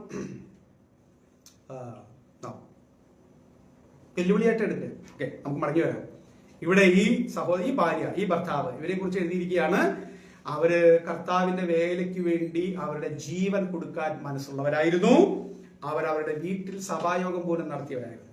നമ്മുടെ ചരിത്രം രേഖപ്പെടുത്തപ്പെടുമ്പോൾ, നമ്മുടെ വീട്ടിൽ എത്ര യോഗങ്ങൾ നടന്നു എന്ന് ദൈവം ഡയറി എഴുതുമ്പോൾ, ദൈവത്തിന്റെ ഡയറി കുറിപ്പ് എഴുതുമ്പോൾ, ഇവന്റെ വീട്ടിൽ യോഗങ്ങളുടെ എണ്ണം 0. സുവിശേഷം പറഞ്ഞത് 0. കർത്താവിന്റെ വേലയ്ക്ക് വേണ്ടി കഷ്ടപ്പെടാൻ തയ്യാറായത് നമ്പർ, അല്ലെങ്കിൽ എന്താണ് നമ്മുടെ ക്വാണ്ടിറ്റി എന്തായിരിക്കും? What did you contribute? എന്താണ് നിങ്ങൾ സംഭാവന ചെയ്തത്? കാര്യങ്ങളൊക്കെ എളുപ്പമാണെങ്കിൽ നമ്മൾ സഹകരിക്കാം, സ്മൂത്ത് ആണെങ്കിൽ നമുക്ക് പോകാൻ വരാം. അതാണോ? അതോ ത്യാഗം ചെയ്യാൻ നമുക്ക് മനസ്സുണ്ടോ? മരണത്തിന്റെ മുമ്പിൽ നിൽക്കാൻ തയ്യാറുണ്ടോ? നമുക്ക് വിശ്വാസത്തിന് വേണ്ടി ജീവിക്കാൻ മാത്രമല്ല ജീവൻ കൊടുക്കാനും നമ്മൾ തയ്യാറാണ്. ക്രിസ്തുവിന് വേണ്ടി റിസ്ക് ഏറ്റെടുക്കുന്ന വ്യക്തികളായി നമുക്ക് അറിയപ്പെടാനായിട്ടിടയാകട്ടെ. How will you be marked in the history of the church? A person who will take risk for the work of the Lord, for the mission, for evangelism, for the church, for the kingdom of God. Let us take risk if it is necessary. ആവശ്യമാണെങ്കിൽ risk ഏറ്റെടുക്കാൻ പോലും നമുക്ക് ഇടയാകട്ടെ. അതിനുവേണ്ടി നമുക്ക് തയ്യാറാകാം. നമ്മുടെ ധനവും നമ്മുടെ ജീവിതവും നമ്മുടെ വീടും സൗകര്യങ്ങളൊക്കെ കർത്താവിന് വേണ്ടി കൊടുക്കുന്നവരായിട്ട് മാറാൻ നമുക്ക് ഉത്സാഹിക്കാം. മൂന്നാമത്തെ കാര്യം 6-12 വാക്യങ്ങളാണ്. 6-12 വാക്യങ്ങൾ വായിച്ചേ. നിങ്ങൾക്കായി വളരെ അധ്വാനിച്ചവളായ മറിയത്തെ വന്ദനം ചൊല്ലും. 12ാമത്തെ വാക്യം. അധ്വാനിക്കുന്നവരായ ത്രൂഫോസയ്ക്കും വന്ദനം ചൊല്ലും. അവിടെ കാണുന്ന ആ ആഡ്ജക്റ്റീവ് എന്തായിരുന്നു? അവരെ എങ്ങനെയാ വിശേഷിപ്പിച്ചത്? അധ്വാനിച്ച സഹോദരിമാരും. അടുത്ത ഗ്രൂപ്പ് സഹോദരനോ സഹോദരിയോ അവർ എന്നാണ് എഴുതിയിരിക്കുന്നത്. അവര് സഹോദരനും സഹോദരിയാകാം, അല്ലെങ്കിൽ 2 സഹോദരിമാരാകാം, അല്ലെങ്കിൽ 2 സഹോദരന്മാരാകാം. ഞാൻ അതിനെ കുറിച്ചൊരു വേർഡ് സ്റ്റഡി നടത്തിയില്ല. ഞാൻ ആ വ്യക്തികളെ മാത്രം എടുക്കുകയാണ്. അവിടെ അവരെ കുറിച്ച് പറഞ്ഞിരിക്കുകയാണ് കഠിനാധ്വാനം ചെയ്യുന്ന വിശ്വാസികൾ. അങ്ങനെ എഴുതിയിട്ടുള്ളൂ. കർത്താവിൽ വായിച്ചേ 6ാമത്തെ വാക്യം. നിങ്ങൾക്കായി വളരെ അധ്വാനിച്ചവളായ മറിയ. പൗലോസ് മറിയയെ കുറിച്ചും ആ പേരെടുത്തിട്ടും പറയുകയാണ്, അവളെ വന്ദനം ചൊല്ലണം. എന്താണ് അവളെ കുറിച്ച് പറഞ്ഞപ്പോൾ എഴുതിയത്? നിങ്ങൾക്കായി വളരെ അധ്വാനിച്ച മറിയ. അതേപോലെ തന്നെയാണ് അടുത്ത ഭാഗത്തും പറയുന്നത്, വളരെയധികം അധ്വാനിച്ച മറിയ. കർത്താവിൽ അധ്വാനിക്കുന്നവരായ ത്രുഫൈലയ്ക്കും ത്രുഫോസയ്ക്കും. പ്രിയപ്പെട്ടവരെ, ശുശ്രൂഷ, കർത്താവിന്റെ വേലയിലുള്ള അധ്വാനം എന്നൊക്കെ പറയുന്നത് കേവലം പ്രസംഗം മാത്രമല്ല. ശുശ്രൂഷ എന്ന് പറയുന്നത് കേവലം കുറച്ചു പേർക്ക് മാത്രം വിഭാഗിച്ചു കൊടുത്ത കാര്യമല്ല. നമ്മൾ അങ്ങനെ വിചാരിക്കരുത്. പ്രിയപ്പെട്ടവരെ, സൺഡേ സ്കൂൾ പഠിപ്പിക്കുന്ന ഒരു വലിയ ശുശ്രൂഷയായിട്ട് ഇവിടുത്തെ സൺഡേ സ്കൂൾ അധ്യാപകർ മനസ്സിലാക്കിക്കൊള്ളണം. അത് ശുശ്രൂഷയാണ്. അത് ഗൗരവത്തോടെ എടുത്തോണം. കുട്ടികളെ പഠിപ്പിക്കുന്നത് അതൊരു വലിയ ശുശ്രൂഷയാണ്. അത് സമർപ്പണത്തോടെ പ്രാർത്ഥിച്ച് ദൈവേൽപ്പിച്ചൊരു ദൗത്യമാണെന്ന് മനസ്സിലാക്കിക്കൊണ്ട് ആഷിക്കും അതുപോലെ ദയയും പിന്നെ ശ്രുതിയും നിങ്ങൾ ആ ശുശ്രൂഷ ഗൗരവമുള്ളതായിട്ട് എടുക്കണം. നിങ്ങൾ അലംഭാവം എന്ന് പറഞ്ഞു കഴിഞ്ഞാൽ നമ്മൾ ബൈബിളിൽ കാണുന്ന അലംഭാവമാക്കല്ല ഉദ്ദേശിക്കുന്നത്. നമുക്ക് പരിചയമുള്ള ഒരു അലംഭാവം, അത് വളരെ എന്താ പറയാ, ഒരു അലസമായിട്ട് നിങ്ങൾ എടുക്കരുത്. അത് നിങ്ങൾക്ക് ദൈവം ഏൽപ്പിച്ച ഒരു വലിയ ശുശ്രൂഷയാണ്. നിങ്ങൾ ഏതെങ്കിലും ഭവനങ്ങളിൽ സന്ദർശിച്ച് രോഗികളെ സന്ദർശിച്ച് പ്രാർത്ഥിക്കുന്നത്, അവർക്ക് വേണ്ടി പ്രാർത്ഥിക്കുന്നത്, അവരോടൊപ്പം സമയം ചെലവഴിക്കുന്നത്, അവർക്ക് ആശ്വാസ വാക്കുകൾ പറഞ്ഞു കൊടുക്കുന്നത്, അതൊക്കെ ശുശ്രൂഷയുടെ ഭാഗമാണ്. ഈ പുൾപിറ്റിൽ നിന്ന് ശുശ്രൂഷിക്കുന്നത് മാത്രമല്ല കർത്താവിന്റെ വേല എന്ന് നിങ്ങൾ അറിയണം. അത് മാത്രമല്ല, നിങ്ങൾ ചെയ്യുന്ന ഓരോ കൊച്ചു കാര്യങ്ങളും ദൈവസഭയോടുള്ള ബന്ധത്തിൽ, ദൈവമക്കളോടുള്ള ബന്ധത്തിൽ, ദൈവരാജ്യത്തോടുള്ള ബന്ധത്തിൽ ചെയ്യുന്ന ഓരോ കാര്യങ്ങളും, അതിന്റെ പിന്നിൽ നിങ്ങളിടുന്ന ഓരോ അധ്വാനങ്ങളും പഠിപ്പിക്കുക എന്ന് പറയുന്നത് നിസ്സാര കാര്യമല്ല. നിങ്ങൾ ഒരുങ്ങണം, ഗെയിം തയ്യാറാക്കണം, പ്രിപ്പറേഷൻ ഉണ്ടാക്കണം, ക്രിയേറ്റീവ് ആകണം, കുട്ടികളെ എങ്ങനെ ഇരുത്താം, അതൊക്കെ നിങ്ങൾ ചെയ്യുന്ന അധ്വാനമാണ്. പാട്ട് പാടുന്നത്, അത് സെലക്ട് ചെയ്യുന്നത്, അനുയോജ്യമായ പാട്ടുകൾ കണ്ടെത്തുന്നത്, അതിനുവേണ്ടി തയ്യാറാകുന്ന ആ ശബ്ദം അതിനുവേണ്ടി സൂക്ഷിക്കുന്നത്, കർത്താവിന് എന്റെ ശബ്ദം കൊടുക്കാൻ വേണ്ടി ഞാൻ തണുപ്പ് കഴിക്കാൻ എനിക്ക് ആഗ്രഹമുണ്ട് അല്ലെ. ചില ഭക്ഷണങ്ങൾ ഒരുപക്ഷെ നിങ്ങൾ വേണ്ടാന്ന് വെക്കുന്നത്. യേശുദാസിനെ കുറിച്ചൊക്കെ ഞാൻ അങ്ങനെ കേട്ടിട്ടുണ്ട്. യേശുദാസ് പേര് യേശുദാസ് എന്നാണെങ്കിലും യേശുവിന്റെ ദാസനായിരുന്നോ എന്ന് എനിക്കറിയില്ല. ഓക്കെ, പക്ഷെ അദ്ദേഹത്തിന്റെ ഒരു കമ്മിറ്റ്മെന്റിനെ കുറിച്ച് ഞാൻ കേട്ടിട്ടുണ്ട്. എന്ത്, അദ്ദേഹം ചില ഭക്ഷണങ്ങളൊക്കെ കഴിക്കില്ല എന്ന്. അതാ അദ്ദേഹത്തിന്റെ വിളി, അദ്ദേഹത്തിന്റെ തൊഴിൽ, അതിനോടുള്ള സമർപ്പണമാണ്. അത് ഇനി നമുക്ക് കർത്താവിന്റെ വേലയിൽ എത്രത്തോളം ഉണ്ടാകണം. ചിലപ്പോഴൊക്കെ ഉറക്കങ്ങൾ വേണ്ടാന്ന് വെക്കേണ്ടി വരും. ഞാൻ ഇന്നലെ കിടന്നത് 1:15 ഇന്നലെ രാത്രി 1:15 ഞാൻ കിടന്നത്. കിടക്കാൻ താല്പര്യമില്ലാഞ്ഞിട്ടാണ് അല്ല. ചിലപ്പോഴൊക്കെ നമ്മളുടെ ചില അധ്വാനങ്ങളുടെ ഭാഗമായിട്ട്, വേലയുടെ ഭാഗമായിട്ട്, പഠിക്കലിന്റെയും ഒരുങ്ങലിന്റെയും ഭാഗമായിട്ട് നമുക്ക് ചിലപ്പോൾ ഉച്ചയുറക്കം നഷ്ടപ്പെടും, രാത്രിയിലെ ഉറക്കം കുറഞ്ഞിരിക്കും, രാവിലെ എഴുന്നേക്കണം, ചിലപ്പോൾ വൈകുന്നേരം വീട്ടിൽ വന്നിട്ട് അടുത്ത ദിവസം രാവിലെ എഴുന്നേറ്റ് യാത്ര ചെയ്യണം. അങ്ങനെ പല വിധത്തിലും ഉണ്ടാകും. കർത്താവിന്റെ വേലയോടുള്ള ബന്ധത്തിൽ കഠിനമായി അധ്വാനിക്കേണ്ട സാഹചര്യങ്ങൾ നമുക്കുണ്ടാകും. കർത്താവ് തന്റെ ഡയറിയിൽ എഴുതി വെക്കും, കർത്താവിൽ കഠിനാധ്വാനം ചെയ്ത മറിയ, ബ്ലസ്സി, അമ്മണി, ഫിലേമോൻ എഴുതി വെക്കും, കർത്താവിൽ എനിക്ക് വേണ്ടി അവൻ അധ്വാനിച്ചു. അതാണ് കഠിനാധ്വാനം ചെയ്യുന്ന ഒരു വിശ്വാസിയായിട്ട് അറിയപ്പെടുക. നിങ്ങൾ കർത്താവിന് വേണ്ടി എത്രത്തോളം അധ്വാനം ചെയ്യുന്നുണ്ട്? പ്രിയപ്പെട്ട രോഗികളെ സന്ദർശിക്കുന്നത്, കുട്ടികളെ പഠിപ്പിക്കുന്നത്, യോഗങ്ങൾ ക്രമീകരിക്കുന്നത്, മറ്റുള്ളവരുടെ ഭാരങ്ങൾ കേൾക്കുന്നത്, അത് വഹിക്കുന്നത്, ഇതെല്ലാം ശുശ്രൂഷയാണ് എന്ന് നമ്മൾ അറിയുക പ്രിയപ്പെട്ടവരെ. അതല്ലാതെ വല്ലപ്പോഴെങ്കിലും കയറി വന്നിട്ട് ഷോപ്പ് കാണിക്കുന്ന വിശ്വാസികളായിട്ട് മാറാതെ നമ്മൾ ദൈവസഭയ്ക്ക് വേണ്ടി, കർത്താവിന് വേണ്ടി അധ്വാനം ചെയ്യുന്നവരായിട്ട് മാറുക. 4ാമത്തെ കാര്യം എന്ന് പറയുന്നത് 7 മുതൽ 16 വരെയുള്ള വാക്യങ്ങളാണ്. അവിടെ നമ്മൾ കാണുന്നത് 7, എന്റെ ചാർച്ചക്കാരും സഹബദ്ധന്മാരുമായ അന്ത്രോനിക്കോസിനും യൂനിയാവിനും വന്ദനം ചൊല്ലുവീൻ. ഓക്കെ, അവർ അപ്പോസ്തലന്മാരുടെ ഇടയിൽ പേർ കൊണ്ടവരും എനിക്ക് മുമ്പേ ക്രിസ്തുവിൽ വിശ്വസിച്ചവരുമാകുന്നു. കർത്താവിൽ എനിക്ക് പ്രിയനായ അംബ്ലിയാത്തോസിന് വന്ദനം ചൊല്ലുവീൻ. ക്രിസ്തുവിൽ ഞങ്ങളുടെ കൂട്ടുവേലക്കാരനായ ഉർബാനോസിനും എനിക്ക് പ്രിയനായ സ്താക്കുവിനും വന്ദനം ചൊല്ലുവീൻ. ക്രിസ്തുവിൽ സമ്മതനായ അപ്പേലോസിന് വന്ദനം ചെയ്യുവീൻ. അങ്ങനെ 16 വരെ നമ്മൾ കുറെ ആളുകളുടെ പേരുകൾ ഇങ്ങനെ പറയുകയാണ്. ഇവരെ കുറിച്ചൊക്കെ എഴുതിയിരിക്കുന്ന വാക്കുകൾ നമ്മൾ നോക്കി, 7 മുതൽ 16 വരെയുള്ള വാക്കുകൾ നോക്കുമ്പോൾ പൗലോസ് ഉപയോഗിച്ചിരിക്കുന്ന ചില പ്രയോഗങ്ങളുണ്ട്. എന്റെ കൂട്ടുവേലക്കാർ, എനിക്ക് പ്രിയപ്പെട്ടവർ എന്നിട്ട് അവിടെ വേറൊരു കാര്യം കൂടി ഞാൻ നിങ്ങളോട് പറഞ്ഞിട്ടുണ്ട്. അതിന്റെ 13-ാമത്തെ വാക്യം, കർത്താവിൽ പ്രസിദ്ധനായ രൂഫോസിനെയും എനിക്കും അമ്മയായ അവന്റെ അമ്മയെയും വന്ദനം ചെയ്യുന്നു. എനിക്കും അമ്മയായ, എനിക്ക് പ്രിയപ്പെട്ടവനായ, എന്റെ കൂട്ടുവേലക്കാരായ, എന്റെ സഹബദ്ധനായ എന്ന് പറഞ്ഞാൽ പൗലോസിനോടൊപ്പം തടവിലാക്കപ്പെട്ട ഒരു സഹോദരൻ, പൗലോസിനോടൊപ്പം കർത്താവിന്റെ വേലയിൽ സഹകരിച്ച യാത്ര ചെയ്ത വ്യക്തികൾ, ഒരമ്മയെ പോലെ തനിക്ക് ശുശ്രൂഷ ചെയ്ത, തന്നെ സ്നേഹിച്ച രൂഫോസിന്റെ അമ്മ. ഇതൊക്കെയാണ് എന്താ ഇതിലൂടെയൊക്കെ കാണുന്നത്? സഭയിൽ നല്ല ബന്ധങ്ങൾ സൂക്ഷിച്ച വ്യക്തികളായിരുന്നവർ, സഭയിൽ നല്ല ബന്ധങ്ങൾ സൂക്ഷിച്ചവരാണ്. നമ്മൾ അങ്ങനെ ആകണം എന്നുള്ളതാണ് നമ്മളിവിടെ കാണുന്നത്. പരസ്പരം നമ്മൾ ഈ സഭയുടെ ഒരു പ്രത്യേകത, പൗലോസ് ഈ സഭ കണ്ടിട്ടില്ലല്ലോ, പൗലോസ് ഈ സഭയിൽ പോയിട്ടില്ല. പക്ഷെ ഈ സഭയിലുള്ള ഒട്ടുമിക്കവാറും വിശ്വാസികളെ പൗലോസിന് അറിയാം. എന്തുകൊണ്ട്? അവർ കേവലം അവരുടെ സഭ, അവരുടെ യോഗം, അവരുടെ മീറ്റിംഗ്, ബൈബിൾ ക്ലാസ്സിൽ മാത്രം ഒതുങ്ങി നിന്നവരായിരുന്നില്ല.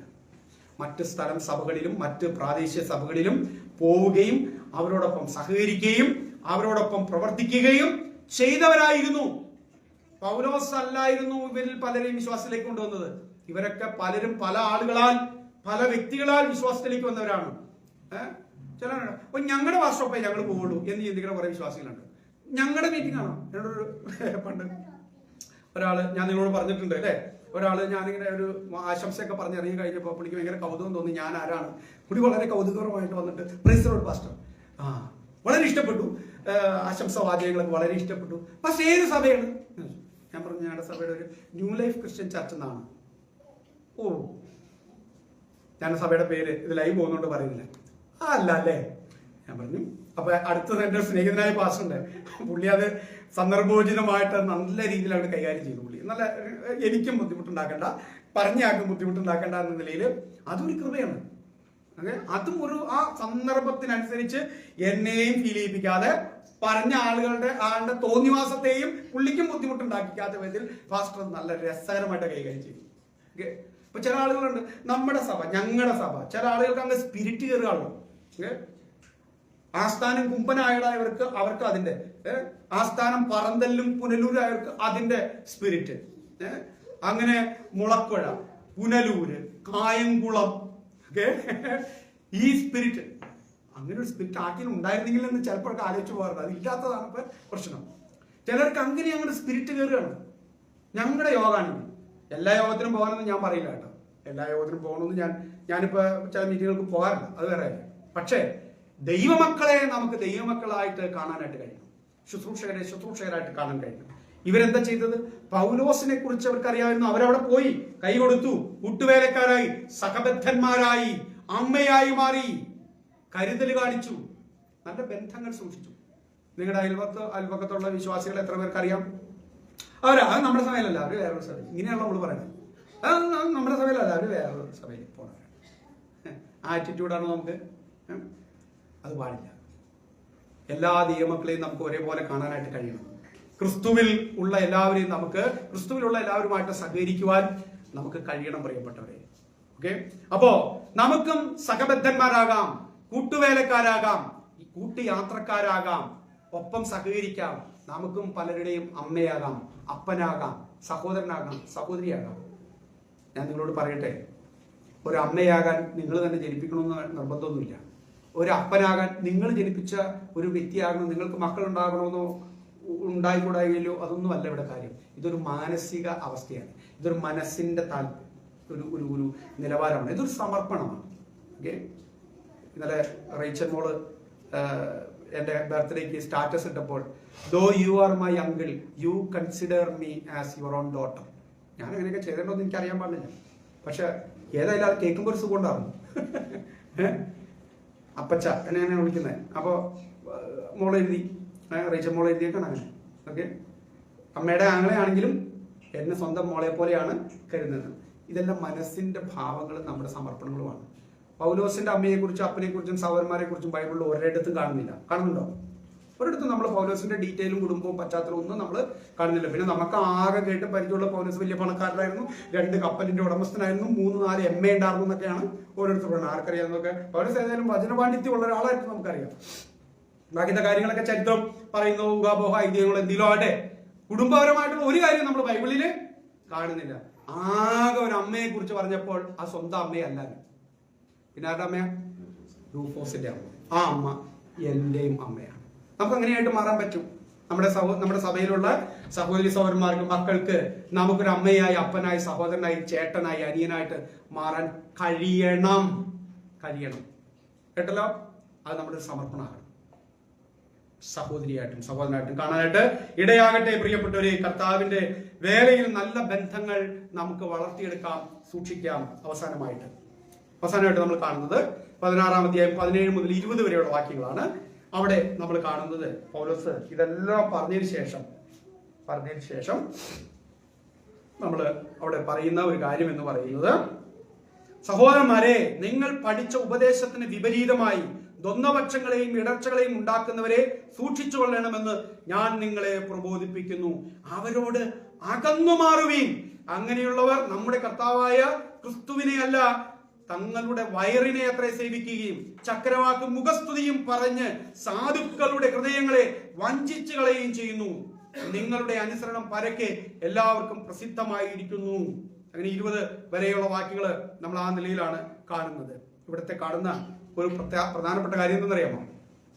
സത്യത്തെയും ഐക്യത്തെയും സംരക്ഷിക്കുന്ന വ്യക്തികളായിട്ട് നമ്മൾ അറിയപ്പെടണം എന്നുള്ളതാണ് പോയിന്റായിട്ട് ഞാൻ പറയാൻ ഉദ്ദേശിക്കുന്നത്. സത്യത്തെയും ഐക്യത്തെയും സംരക്ഷിക്കുന്ന വ്യക്തികളായിട്ട് നമ്മൾ അറിയപ്പെടണം. പൗലോസ് സഭയിലുള്ള വിശ്വാസികളോട് പറയുകയാണ്, നിങ്ങൾ എന്ത് ചെയ്യണം? നിങ്ങൾ പഠിച്ച ഉപദേശത്തിന് വിപരീതമായി നടക്കുന്ന വേറെ ഉപദേശം പഠിപ്പിക്കുന്ന ആളുകളിൽ നിന്ന് നിങ്ങൾ അകന്നു മാറണം. ദുരുപദേശം പഠിപ്പിക്കുന്നവരും അത് പ്രചരിപ്പിക്കുന്നവരും അത് കൊണ്ടു നടക്കുന്നവരിൽ നിന്നൊക്കെ നമ്മൾ അകലം പാലിക്കണം. ഇല്ലെങ്കിൽ ആ വ്യക്തിക്ക് ഒരിക്കലും മനസ്സിലാവില്ല, പുള്ളി ഇങ്ങനെ പഠിപ്പിക്കുന്നു, അവരിങ്ങനെ പോകുന്നു, നമ്മളും കൂട്ടത്തിൽ സഹകരിക്കുകയാണല്ലോ. അപ്പൊ അവർക്ക് അതിലെന്ത് വരുന്നില്ല, അവര് പഠിപ്പിക്കുന്നത് തെറ്റാണെന്നോ അത് വേദപുസ്തക വിപരീതമായ കാര്യമാണെന്നോ അവർക്ക് ബോധ്യം വരില്ല. അവർക്ക് ബോധ്യം വരാൻ എന്ത് ചെയ്യണം? സഹോദരന്റെ ഉപദേശം എനിക്ക് സ്വീകാര്യമല്ല, അതുകൊണ്ട് എനിക്ക് നിങ്ങളുമായിട്ടുള്ള കൂട്ടായ്മ അസാധ്യമാണ്. കല്യാണത്തിന് വിളിച്ചു പോകുന്ന പരിപാടിയൊന്നും അല്ല ഈ പറയുന്നത്. കൂട്ടായ്മ കൂടൽ, ശുശ്രൂഷയിൽ പങ്കാളിത്തം, വേദി ഒരുമിച്ച് പങ്കിടൽ, ഇതൊന്നും നമുക്ക് എന്ത് ചെയ്യാൻ പറ്റില്ല. ആ വ്യക്തിയുമായിട്ട് നമുക്ക് സഹകരിക്കാൻ പറ്റില്ല. അങ്ങനെ വിപരീതമായ ഒരു ഉപദേശം പിടിക്കുന്ന ഒരു സഹോദരൻ നമ്മുടെ വീടിന്റെ അടുത്ത ബന്ധിയായിരിക്കാം. ഓക്കെ, അവന്റെ വീടിന് തീ പിടിച്ചു, പുള്ളി ദുരുപദേശക്കാരനാ, കത്തട്ടെ, അതാണ് അതിന്റെ അർത്ഥം. വീട് കത്തട്ടെ, അത് കർത്താവ് കൊടുത്ത ന്യായവിധിയാണ് എന്ന് പറയാനാണോ? അതല്ല അവിടെ ഉദ്ദേശിച്ചത്. കൂട്ടായ്മ പാടില്ല, ബന്ധം പാടില്ല, സഹകരിക്കരുതെന്ന് പറയുമ്പോൾ, അവരൊരു അനർത്ഥം ഉണ്ടാകുമ്പോൾ, അവന്റെ വീടിന് തീ പിടിക്കുമ്പോൾ, അവൻ വണ്ടി ഇടിച്ച് റോഡിൽ കിടക്കുമ്പോൾ, അവന്റെ വീട്ടിൽ അവന് ഭക്ഷണം ഇല്ലാണ്ട് കിടക്കുമ്പോൾ അവനെ കർത്താവ് കൊടുത്ത ശിക്ഷയാണെന്ന് പറഞ്ഞ് മാറിപ്പോകാനല്ല അതിന്റെ ഉദ്ദേശം. മറിച്ച് എന്താണ്? അപ്പം തുറക്കാൻ പറ്റില്ല, കാരണം അത് അർത്ഥം മാറി, സംഭവം മാറി.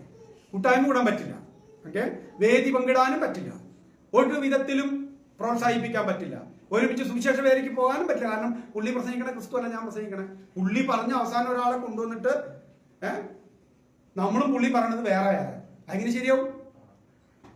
കൃത്യമായിട്ടുള്ള ഒരു പ്രബോധനമാണ് ഇവിടെ കാണുന്നത്. നിങ്ങൾ പഠിച്ച ഉപദേശത്തിന് വിപരീതമായി ദ്വന്ദ്വപക്ഷങ്ങളെയും ഇടർച്ചകളെയും ഉണ്ടാക്കുന്നവരെ സൂക്ഷിച്ചു കൊള്ളണമെന്ന് ഞാൻ നിങ്ങളെ പ്രബോധിപ്പിക്കുന്നു. അടുത്തതാണ് കട്ടിപിടിയ വാക്ക്, അവരോട് അകന്നു മാറുവീൻ. അവരോട് അകന്നു മാറുവീൻ തന്നെയാണ് എഴുതിയിരിക്കുന്നത്. ദൈവവചനം നമ്മളോട് പറയുന്നത് ദൈവമാണ് പറയുന്നത് എന്ന് നമുക്ക് ഉറപ്പുണ്ടെങ്കിൽ അത് സ്വീകരിച്ചേ പറ്റൂ. അപ്പൊ നമ്മൾ എങ്ങനെ അറിയപ്പെടണം സഭാചരിത്രത്തിൽ? നമ്മുടെ സഭയുടെ നല്ല ഉപദേശം, കറതീർന്ന ഉപദേശം പിടിച്ചിരിക്കുന്ന, അതിനുവേണ്ടി ജീവിക്കുന്ന, അത് ഉറപ്പുവരുത്തിയ ഒരു സഹോദരൻ, ഒരു സഹോദരി, ഒരു കുടുംബം, ഒരു ദൈവദാസൻ.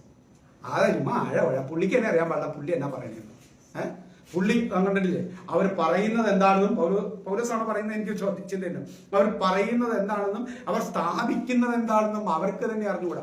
പൗലോസിനെ പറഞ്ഞത് അവർ പറയുന്നത് എന്താണെന്ന് അവർക്ക് അറിയാൻ പാടില്ല, അവർ സ്ഥാപിക്കാൻ ശ്രമിക്കുന്നത്, പറഞ്ഞ് അവസാനം സ്ഥാപിക്കാൻ ശ്രമിക്കുന്നത് എന്താണെന്ന് അവർക്ക് അറിഞ്ഞുകൂടാ. ഇങ്ങനെ കുറെ വിശ്വാസികളും കുറെ പാസ്റ്റർമാരും ഉണ്ട്. പറയണ എന്താണെന്ന് അവർക്ക് തന്നെ നിശ്ചയമില്ല. ഇവിടെ പറയുന്നതും ഇവിടെ പറയുന്നതും തമ്മിൽ യാതൊരു ബന്ധവുമില്ല. ഉപദേശങ്ങൾക്ക് വേണ്ടി ഉപദേശങ്ങളെ കൃത്യമായി നമ്മൾ എന്ത് ചെയ്യണം? അറിഞ്ഞിരിക്കണം. എത്ര പേർക്ക് ക്രിസ്തീയ ഉപദേശങ്ങൾ അറിയാം?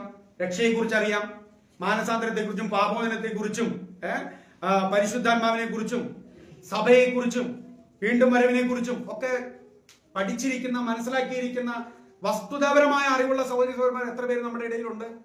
അറിയണം പ്രിയപ്പെട്ടവരെ. പൗലോസ് ഉപദേശങ്ങൾ പഠിപ്പിച്ചു എന്നാണ് ആ വാക്യത്തിൽ കാണുന്നത്. നിങ്ങൾ പഠിച്ച ഉപദേശം എന്നാണ്. ചുമ്മാ ധാർമ്മികമായിട്ടുള്ള അയ്യോ നിങ്ങൾ നല്ല ഡ്രസ്സോടുകൂടി ധരിച്ച് കമ്മലിടാതെയും കമ്മലിട്ടും മാല ധരിച്ചും മാല ധരിക്കാതെയും ഇതൊന്നും പറഞ്ഞല്ല. നല്ല ഒന്നാന്തരം എന്താ ഉപദേശം എന്ന് റോമാലേഖനത്തിൽ എഴുതിയിരിക്കുകയാണ്. ഈ പറഞ്ഞതിൽ നിന്ന് വിപരീതമായി, ഈ പറഞ്ഞ നിങ്ങളെ അറിയിച്ച സുവിശേഷത്തിന് ഉപദേശങ്ങൾക്ക് വിപരീതമായി നടക്കുന്ന എല്ലാ വ്യക്തികളിൽ നിന്നും അകന്നു മാറുവിൻ, ഇല്ലെങ്കിൽ സഭയ്ക്ക് ശുദ്ധി ഉണ്ടാകില്ല. സഭയ്ക്ക് ലോകത്തിൽ സ്വാധീനം ചെലുത്താൻ കഴിയില്ല. അതുകൊണ്ട് ചരിത്രം രേഖപ്പെടുത്തുമ്പോൾ നമ്മളെ അറിയപ്പെടേണ്ടതും കൂടി എങ്ങനെയായിരിക്കണം? ഉപദേശങ്ങൾക്ക് വേണ്ടി ജീവിച്ച വ്യക്തി, വിശുദ്ധ ജീവിതം നയിച്ച വ്യക്തി, ഐക്യത സംരക്ഷിച്ച വ്യക്തി, ഉപദേശപരമായ ഐക്യതയ്ക്ക് വേണ്ടി ജീവിച്ച വ്യക്തി. കടന്നിരുന്ന ഉപദേശങ്ങൾ പറയുമ്പോൾ ചിലപ്പോൾ ആളുകൾ നമ്മളിൽ നിന്ന് മാറിപ്പോയെന്ന് വന്നേക്കാം. സാരമില്ല. ഐക്യം, ശരിയായ ഐക്യം എവിടെ ഉണ്ടാവുള്ളൂ? ശരിയായ ചിന്താഗതി ഉള്ളവരുടെ അടുത്തേ ഉണ്ടാവുള്ളൂ. അല്ലാത്തൊക്കെ ചുമ്മാ ഉപരിപ്ലവമായ ചുമ്മാ ആളെ കൂട്ടാനുള്ള ഐക്യം ഉണ്ടാവുള്ളൂ. ഓക്കെ, വസ്തുതകളും ഉപദേശങ്ങളും മനസ്സിലാക്കിക്കൊണ്ട് വേണം നമ്മൾ സഹകരിക്കാനും ഐക്യപ്പെടാനും. ഇല്ലെങ്കിൽ ആ ഐക്യമല്ല. അതുകൊണ്ട് നമുക്ക് തെറ്റായ ഉപദേശങ്ങളിൽ നിന്ന് അകലം പാലിക്കേണ്ടത് ആവശ്യമാണ്. സ്വന്തം താല്പര്യങ്ങൾ മാത്രം കൊണ്ടു നടക്കുന്ന വ്യക്തികളിൽ നിന്ന് അകലം പാലിക്കേണ്ടത് ആവശ്യമാണ്. പരദൂഷണം പറയുന്ന വ്യക്തികളിൽ നിന്ന് അകലം പാലിക്കേണ്ടത് ആവശ്യമാണ്. നിങ്ങളെ ആത്മീയതയിൽ തളർത്തുന്ന, മുന്നേറാൻ സഹായിക്കാത്ത എല്ലാ വ്യക്തികളിൽ നിന്നും അകലം പാലിച്ചിരിക്കണം. അത് എത്ര വലിയ സുഹൃത്തായാലും സഹോദരൻ എന്ന പേരിൽ അറിയപ്പെട്ട വ്യക്തിയായാലും ശരി, അകലം പാലിക്കേണ്ടവരോട് അകലം പാലിച്ചിരിക്കണം. അല്ലെങ്കിൽ നിങ്ങളും ആ കൂട്ടത്തിലാകാം. നിങ്ങളുടെയും ക്രിസ്തീയ ജീവിതം തകരപ്പെടും. അതുകൊണ്ട് ഞാൻ വാക്കുകൾ അവസാനിപ്പിക്കുമ്പോൾ പ്രിയപ്പെട്ടവരെ, നമ്മുടെ സഭയുടെ ചരിത്രം, ക്രിസ്തീയ സഭയുടെ ചരിത്രം, നമ്മുടെ പ്രാദേശിക സഭയുടെ ചരിത്രം ദൈവം രേഖപ്പെടുത്തുമ്പോൾ എങ്ങനെയായിരിക്കും എന്റെയും നിങ്ങളുടെയും പേര് രേഖപ്പെടുത്തുവാനായിട്ട് പോകുന്നത് എന്നുള്ളത് ഇന്ന് പകൽക്കാലം നമുക്ക് ചിന്തിക്കാനായിട്ടിടയാകട്ടെ. നമ്മൾ ചിന്തിച്ചത് ഈ കാര്യങ്ങളൊക്കെ ആയിരുന്നു. ഞാൻ ഒന്നുകൂടി അത് പറഞ്ഞ് അവസാനിപ്പിക്കാം. സഭയുടെ വിശ്വസ്ത ശുശ്രൂഷകയായി അറിയപ്പെടുക എന്ന നിലയിൽ നമ്മൾ രേഖപ്പെടുത്തപ്പെടട്ടെ. സഭയുടെ വിശ്വസ്ത ശുശ്രൂഷകരായി, സഹായികളായിട്ട്, ശുശ്രൂഷകയായിട്ട് അറിയപ്പെടുക. ക്രിസ്തുവിന് വേണ്ടി റിസ്ക് ഏറ്റെടുക്കുന്ന വ്യക്തിയായി അറിയപ്പെടുക. സഭയ്ക്ക് വേണ്ടി, ദൈവരാജ്യത്തിന് വേണ്ടി കഠിനാധ്വാനം ചെയ്യുന്ന വിശ്വാസിയായിട്ട് അറിയപ്പെടുക. നാലാമതായിട്ട്, സഭയിൽ നല്ല ബന്ധങ്ങൾ കാത്തു സൂക്ഷിക്കുന്ന, ദൈവമക്കളുമായിട്ട് നല്ല ബന്ധങ്ങൾ കാത്തു സൂക്ഷിക്കുന്ന എൻ്റെ ഒരു സഹപാഠനായിരുന്നു, എൻ്റെ ഒരു കൂട്ടുകാരനായിരുന്നു, എൻ്റെ ഏറ്റവും അടുത്ത ഒരു സഹോദരനും അല്ലെങ്കിൽ എൻ്റെ ഏറ്റവും അടുത്ത സുഹൃത്തായിരുന്നു സഭയിലെ ഈ വ്യക്തി. സഹതടവുകാരൻ, എൻ്റെ അമ്മ, എൻ്റെ അപ്പൻ, എൻ്റെ സഹോദരൻ, എൻ്റെ ചേച്ചി, എൻ്റെ അനിയത്തി എന്ന് പറയത്തക്ക നിലയിലേക്ക് നിങ്ങളുടെ വ്യക്തിയും എന്റെയും നിങ്ങളുടെയും വ്യക്തി ജീവിതം മാറുന്നതിന് വേണ്ടി നല്ല ബന്ധങ്ങൾ ഉണ്ടാക്കിയെടുക്കുന്ന, കാത്തു സൂക്ഷിക്കുന്ന വ്യക്തികൾ എന്ന നിലയിൽ അറിയപ്പെടുക.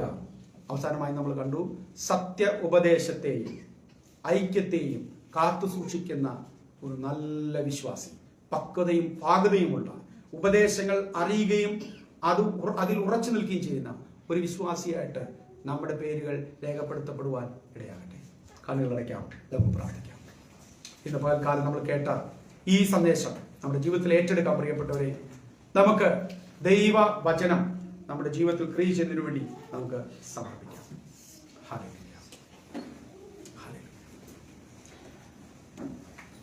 നാം കർത്താവിന്റെ മേശയിലേക്ക് നമ്മൾ വരികയാണ്. നമ്മൾ ഈ റോമാലേഖനത്തിൽ കണ്ട ഒരു പ്രധാനപ്പെട്ട കാര്യമാണ് നമ്മൾ ശ്രദ്ധിച്ചു. രക്ഷ യേശുക്രിസ്തുവിന്റെ പ്രവൃത്തിയാൽ, യേശുക്രിസ്തു ക്രൂശിൽ നിർവഹിച്ച രക്ഷാകരമായ ആ പ്രവൃത്തിയിൽ നമ്മൾ വിശ്വസിച്ചതുകൊണ്ട് നമുക്ക് ലഭിച്ച അതാണ് രക്ഷ എന്ന് നമ്മൾ കാണുകയുണ്ടായി. അതിന്റെ അടയാളമാണ്.